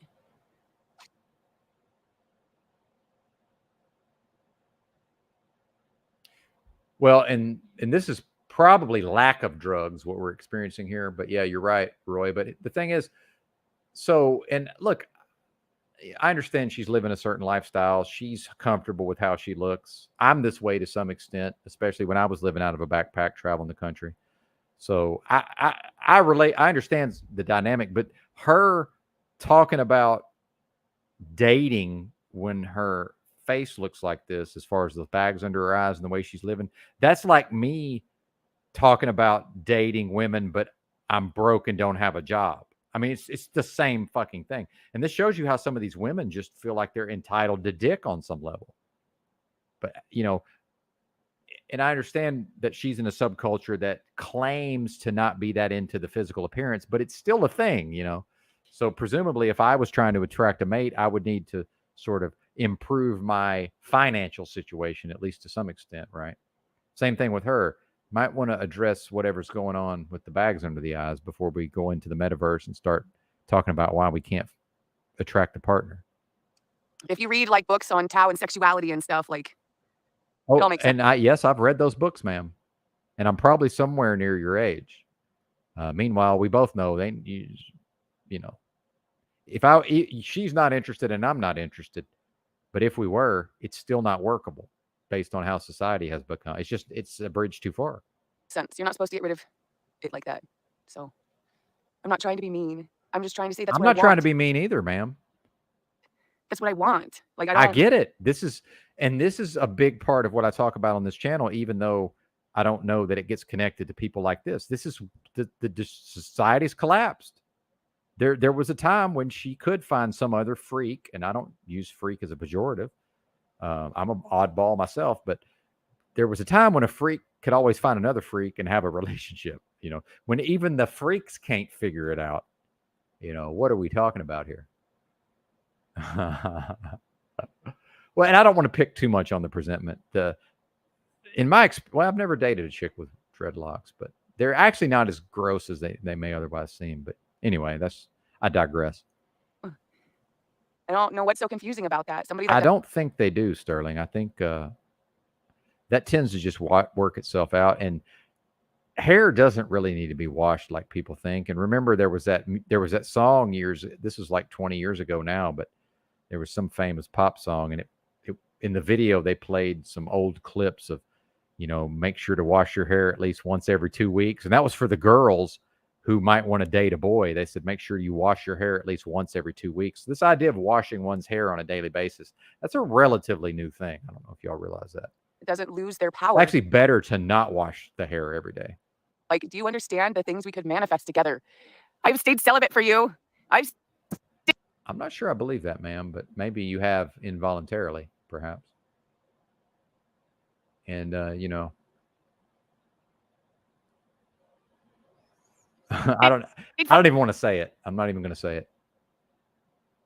Fucking celibate for you. Do you understand what we could do in this world together? Get your shit together. Get over here. God. Let's see what this like. Let's see what I look like with filters on. Ooh. All right. Okay. You lost me at filters. So this is where we're at. Even the dready with the bags under her eyes, living this low lifestyle, uses filters to make herself appear to be something she's not. No thanks. No thanks, ma'am. Wow, man. Yeah, one at a time. Yeah. Believable, Swim. I used to say unbelievable. Now when I want to say unbelievable, I just go believable. Believable. I believe it. Whatever it is. I love this comment, Christos. Yeah, I sucked a dreadlocked white chick, sacred geometry, tattooed titty. That might be the greatest sentence I've ever read, sir. And I've read a lot of great sentences at a regular hippie bar I used to go to after she pole danced for me. Great time. Yeah, shout out to hippie chicks, by the way. Big fan in general. But yeah, thanks. Christos agrees. Yeah, as soon as I will tolerate a lot, sir, but filters is not one of them. Yeah, Yeti Life wants me to say it. Well, I don't. We've managed to do this 3 hours without going fully gay on the stream. So, unfortunately, my comments will take us. We'll go fully into gay territory if I make those comments. So, what's up, Dow? Good to see you. Yeah, Christos living his best life. Low key living his best life. By the way.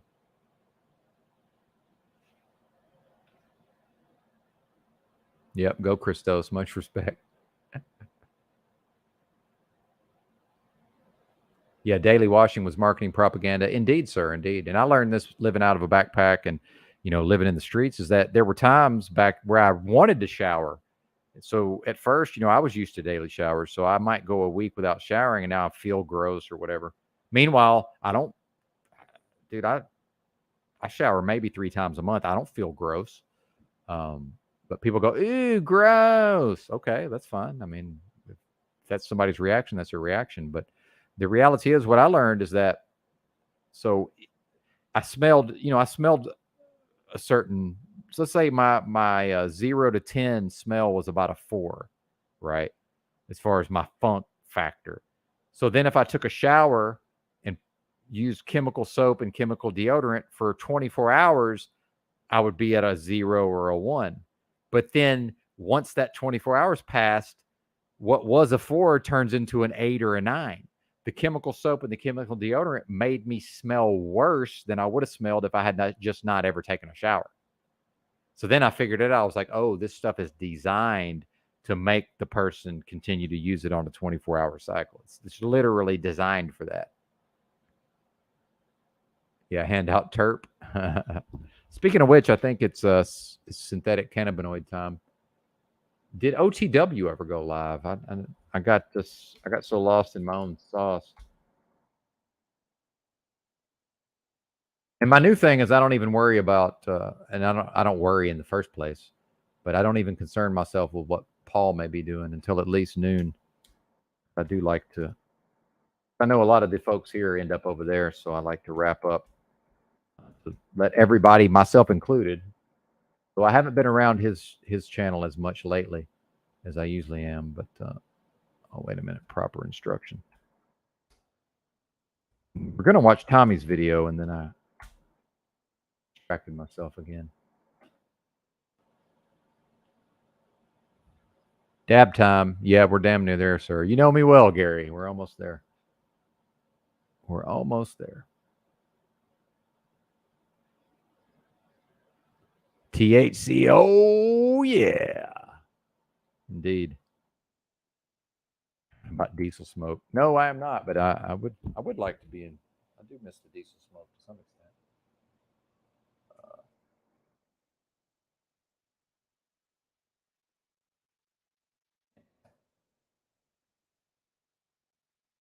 About time to eat.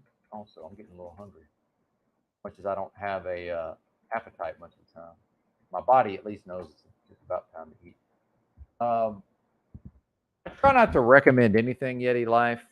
I got into the cold showers. I took nothing but cold showers for a couple of years, except although in the summer, if one is in a hot area, you can't really get a cold shower. But I got into the ice baths and all of that. In retrospect, I just take the regular showers now. But since I started having, all these problems with my organs, in retrospect, I'm not sure it was beneficial to me personally. Although the meditative effects and just the dealing with some of the trauma and stuff, some of the tissues it's good for, but and it definitely seems to have testosterone boosting effects, at least in my experience. So yeah, I'm just not sure it was good with respect to my actual issues around some of my organs, but yeah. There's something, and I don't mean hot shower and end with a cold shower. I mean just go into the cold water. It's a whole nother thing. Yeah, proper bath in the sink. Yeah, it doesn't take much.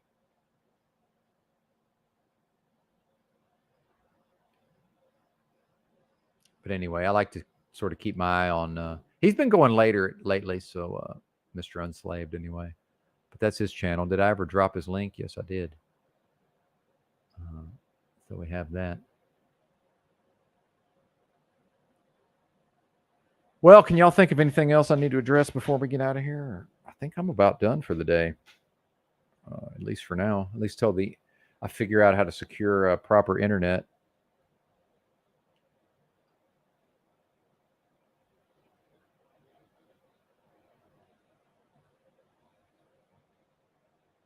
All right, we'll watch Tommy's video. It mostly makes fun of Jack Talcott.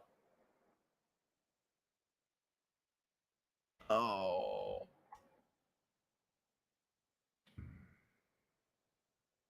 Wait, that's 5 months ago.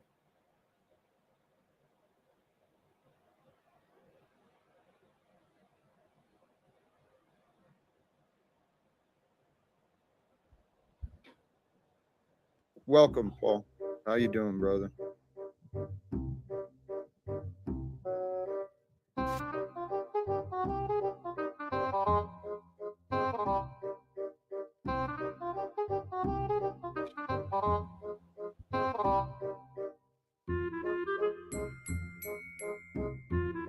How you doing, brother?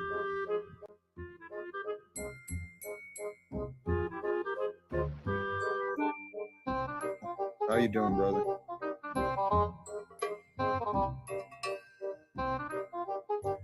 Well, fabulous.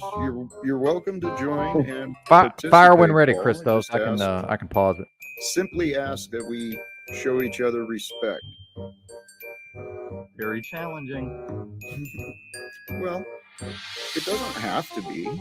It's actually quite simple.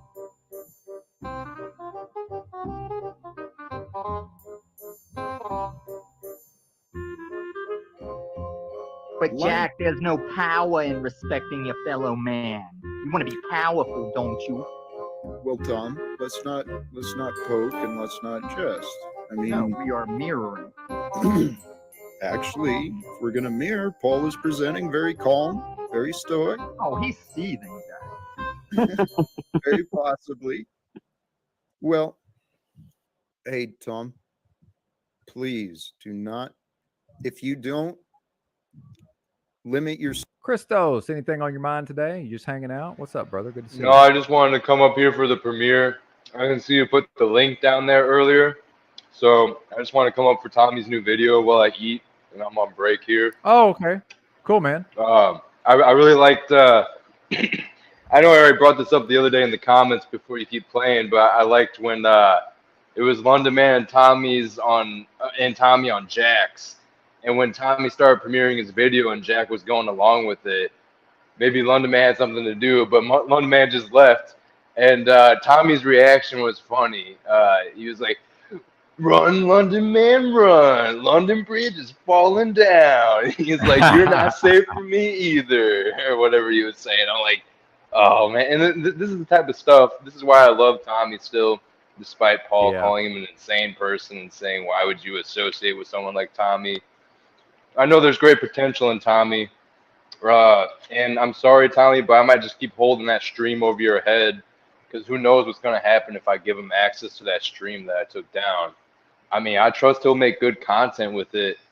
But at this point, it's like I see what Paul is saying, though, at the same time, that the moment you give him the keys, per se, not literally the StreamYard keys, but give him that access, that inside access or whatever, I don't know. There's something sketchy there. You know, we got to remember, even if we like people out here on the YouTube streets, it is the YouTube streets, and people can very easily, with no remorse, I'm not talking about Tommy here, but people can very easily switch up with the internet. Some people are very good at disconnecting their ego from the panel verse and everything in these communities, and they can just totally switch up and start breaking bad on people or doing whatever. Like, you know, I know there's people out here that do some really weird things, like recording phone calls and like keeping tabs on everyone, like very strange, investigative, like almost too much. Like, come on, like get a life type stuff. Like, we're gonna watch every single panel, every single second to try to catch people. And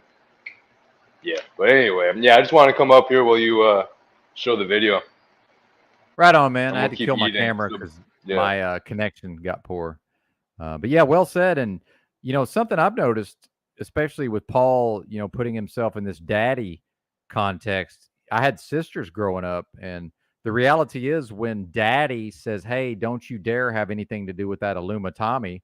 Well, if we are the children in that scenario, and I'm not saying that we are, I just mean to use Paul's own, you know, something he plays with. Well, what does that do? That makes the children run for that person. And they, instead of avoiding that person, they actually seek that person out.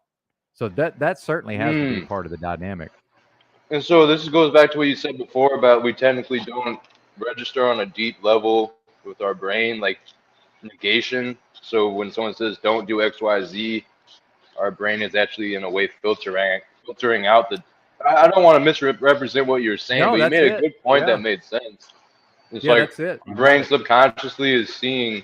It's not like it doesn't care about the negation factor. It's just seeing the topic at hand, and it can have an effect nonetheless.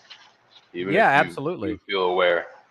Well, yeah, it's because we're unable to act on a negative. So on some level, the brain is like, well, I can't do anything with this. But it interfaces it within a form that it can use, which would be the positive form, which would be you think you're saying, hey, this thing, don't do that thing, but you're actually saying do the thing as far as the brain's concerned. So, well, that's wow. That goes back to what I heard Paul Chek saying the other day. Everyone should check out Paul Chek, Chek. But he said this before, and I've heard others say this. It's going to sound cliche unless you hear it in the right context, like from someone like Paul, especially, who's very wise, I would say. But basically, it's the concept of God's answer is always yes. So that makes sense. You speak on, you focus on, yeah. God's answer is always yes, and so like for better or for worse. Yeah, I would agree with that to some extent. I'm going to show that channel. I'm going to show that channel real quick. Yeah. Here's Christos, I've identified you as having excellent taste. Try not to get up in your head about it, but I won't. You're now one of my. I do understand. Yeah. I do take it valuably coming from you, but I won't it won't get to my head. Well, I also have excellent taste, so we have this in common. This dude's in his 60s and he's outlifting, people my age and whatnot. He was actually the U.S. Army boxing trainer in his youth. He was also a paratrooper. He's trained like some of the world's top athletes. He has his own institute for holistic health. He has 2 wives. I brought that up on Paul's channel when Paul talks about I'm going to mess up the terminology. Polyamory or polygamy or whatever. Yeah, polyamory. Non-monogamy. Yeah. Correct. Yes. So that's also another interesting thing. This guy is super down to earth, very knowledgeable, very wise. He actually pioneered the Swiss ball as well, the quote-unquote medicine ball that people use for yoga and exercise nowadays. Oh, wow. Before that was really a thing, he was like one of the main pioneers trying to get that more mainstream, and sure enough, now it is. Yeah, man, he's super cool. I mean, I will say some of his stuff is like too advanced for me. I can have the humility to say that I need to do a lot more work before I watch some of those podcasts. That stuff is for people that are like really looking to achieve higher than high, like true optimization, connectivity, balance, and wellness, quality of life, all those good things. Like getting down to the nitty gritty of what health is and how we can reclaim it in a toxic world. Just some of the few things that he touches on. Hey, Truther Cop, I missed his comment earlier, but I guess that Robert Escobar is about to go live, so we might play some of that. But he doesn't go live for like 5 minutes, and I'm assuming he's got some kind of intro. Is that a joke? Is that comment a joke? Green Party propaganda? No, they're deadly serious. They could not be more serious. All right. Yeah, it's the Truther Cop has, because he was involved with the journalism around this trucker convoy. He's strongly connected to some of these MAGA bozo types that these ridiculous people who think that they're conservatives and living traditional family values. But if you look at how they live, it's nothing near that, right? But so he's involved in some of those folks, and I guess occasionally they come over here to some extent, which is fine. I wouldn't mind having them around. Although the first time he invited a bunch of people over here, I felt like I needed to let them know exactly where I stood, on politics and stuff. But yeah, it's an interesting dynamic, I think, Christos. We'll see if anything happens as a result. On the channel, I mean. On the channel. Yeah. Yeah. So OTW's not going live. I don't think so, yeah. Yeah, okay. So I'm just kind of hanging out at this point. It's just that we're just hanging, really, realistically. Yeah, man. I'm going to get on out of here. Thanks for having me up. Oh, yeah, thanks for stopping by. Much appreciated as always, sir. All right, peace, man. That was Christos. Good to see you, sir. Thanks for being here. Yeah, we'll see what Mr. Escobar has with respect to his presentment. That'll be interesting, right? Now, I think I'm going to eat some food while we do that. Let me go ahead and drop his link. This is the link to his actual live stream if anybody feels like going over there and getting in the comments. It's not a raid, right? Do not raid the man's live chat. Well, I'm not here to tell anybody what to do. But anyway, Robert.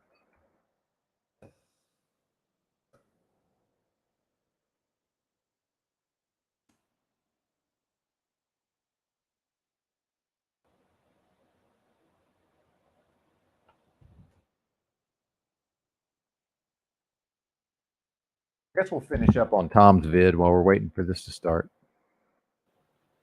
Where is Tom?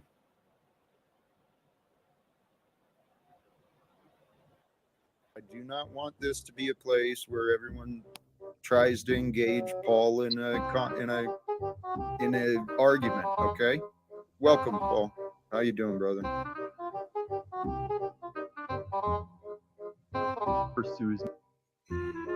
Anyway, so behind Tommy, though, is the other side of this. In my experience, Moose is in the background now as well.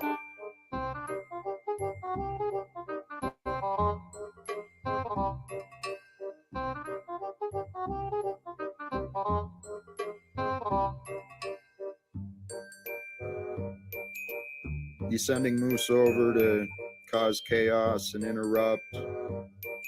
I mean, that seems to be what I've experienced from you quite a bit in the past. And I don't know what you're doing today. I don't know where you're coming from. You here to participate and be polite, or are you here to mock me and put me in my place?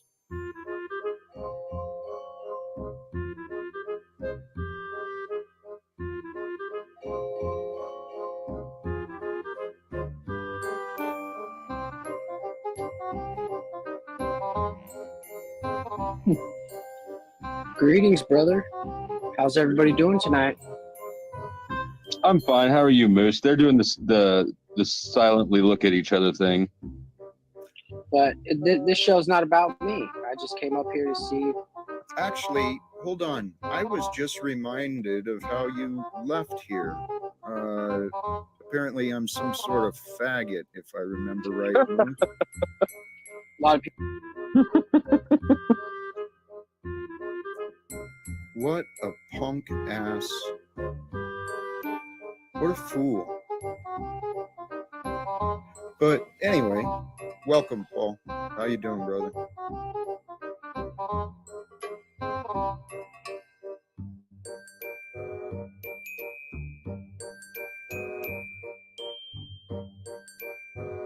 What a fool. But anyway, so, you know, my forgiving nature allows me to forget quite often. But the thing is, right is right. And Moose has publicly and repeatedly disrespected me, just as you have, Paul. So I see you're playing a character today. I welcome I'm grateful for the calm. What is the agenda? What are you bringing today? The topic, as a reminder, peace, gratitude, and joy. You have any of those? He's 5. All right. Well, I don't need you just sitting there looking. So, Paul, thanks for joining. I appreciate the calm presence that you offered, but it's quite apparent to me that this was another game. I mean, it kind of reminds me of the dumb game that Nubs played that time. You know, way back when we sat here just real quiet so that he'd show how good he was. Hypocrites are hypocrites, man. Oh, hey, actually, this reminds me of something else. Holy cows, what a perfect opportunity. For what?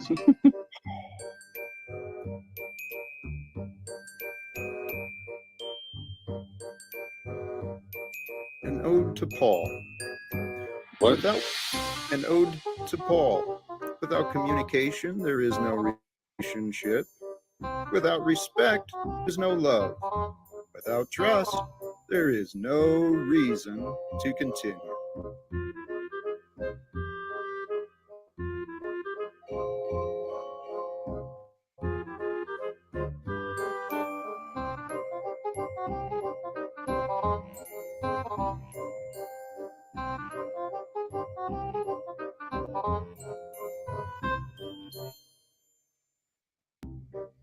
No, it's very passive aggressive.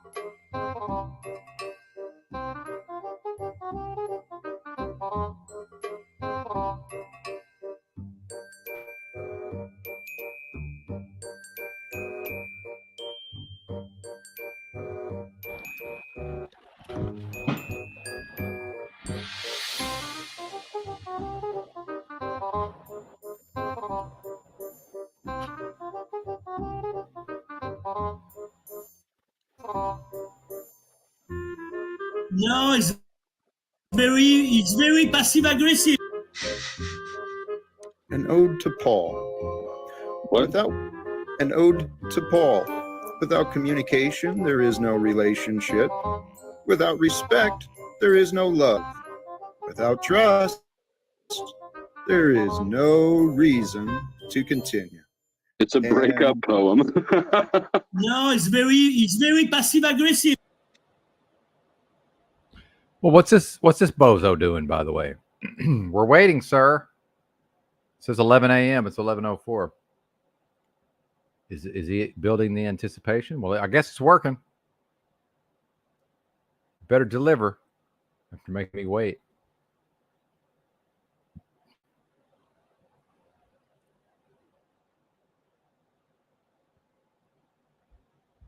All right. I'm giving him 5 more minutes. If he doesn't go live, we're shutting it down. I just ate. Got a belly full of food. About to hit that vape. Put me in the mood. Vote harder, slaves. That's right. Vote harder, slaves. Well, you know, and we've got Robert Escobar here to enlighten us with respect to, oh, I think it's going to happen. Either that or he bumped the time back.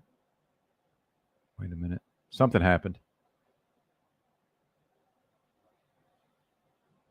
Something happened. No, false alarm.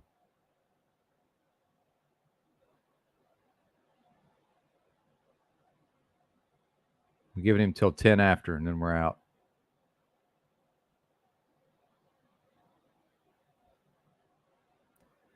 Dude, my internet, you know, it worked for most of the stream, but I can see it's going to be an early day for the crapping out of the internet, and I will not do that to Paul's broadcast. So I'm not able to do that. I'm not able to inflict this unacceptable internet on Paul's broadcast. So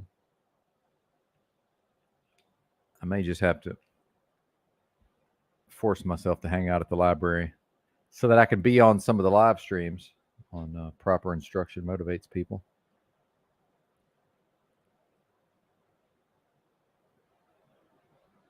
Or they're going to have to run me a proper internet, a direct line. Hey, there you go, James. Good to see you, by the way.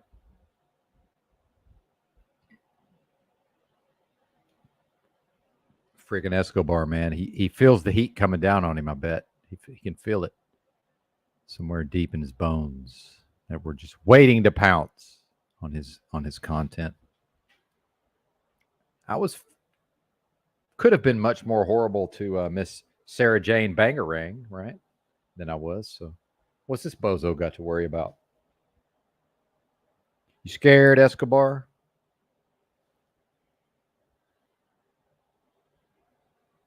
Maybe you can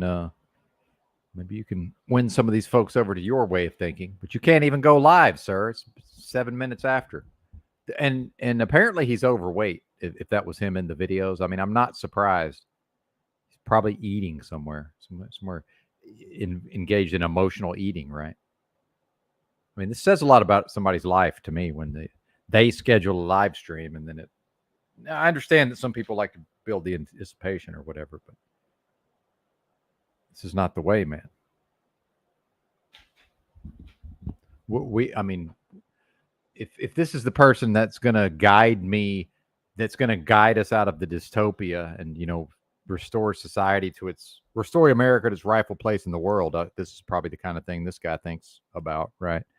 But then we can't even conduct a live stream at the scheduled time. But we're gonna fix the dystopia. I mean, that's where these people's minds are, folks.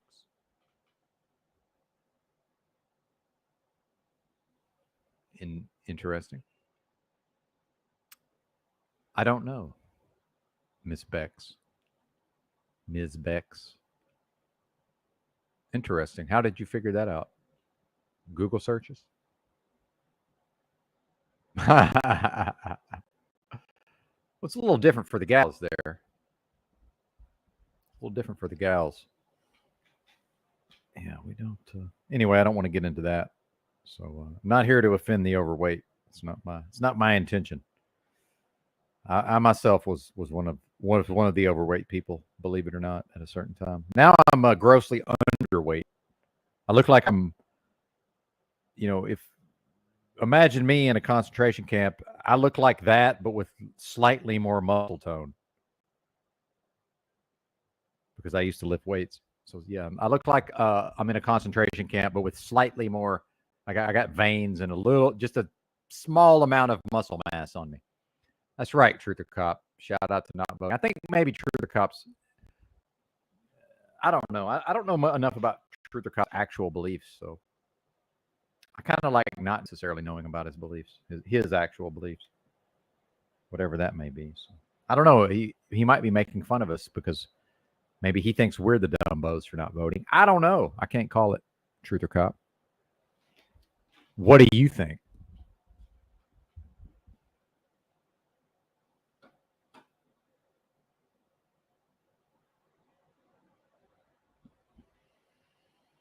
I'm just going to start playing old Yurt live streams. This guy does. It's 10 after. What is this? Okay. We're done with you, at least for now, sir. You blew your chance.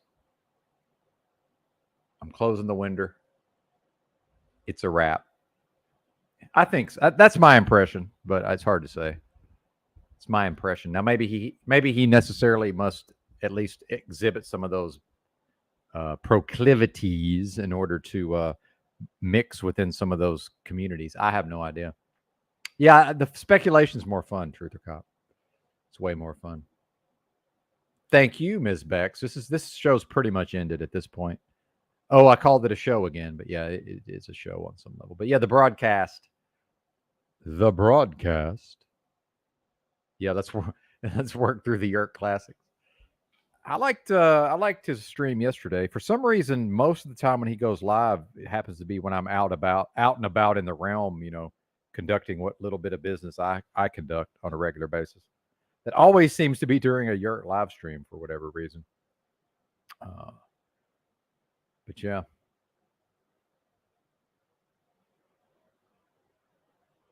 I don't know. I feel like the eating so quickly and then trying to continue talking is causing indigestion on some level. But good for you, Miss Blanche, not voting. Me neither. I'm going to look up when Cynthia McKinney ran for president. I hope she might have actually been a Republican. Cynthia McKinney.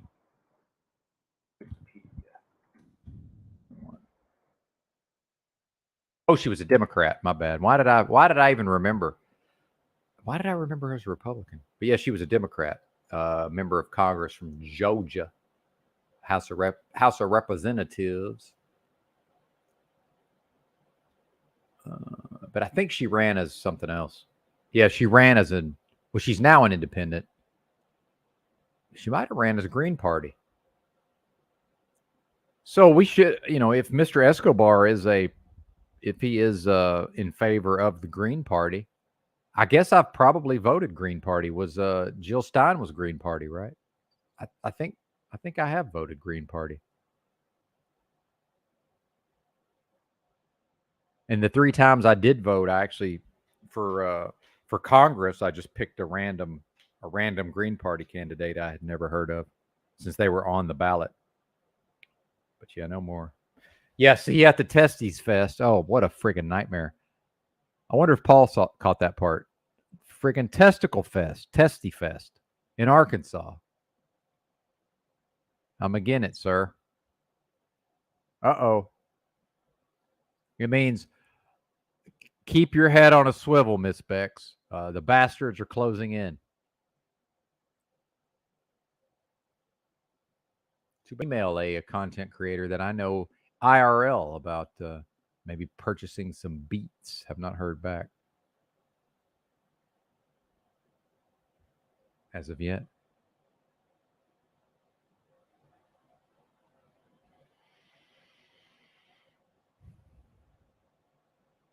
Yeah, the broads, indeed. Shout out to the broads. All right, we're out of here. Appreciate y'all. Thanks for watching. Bye.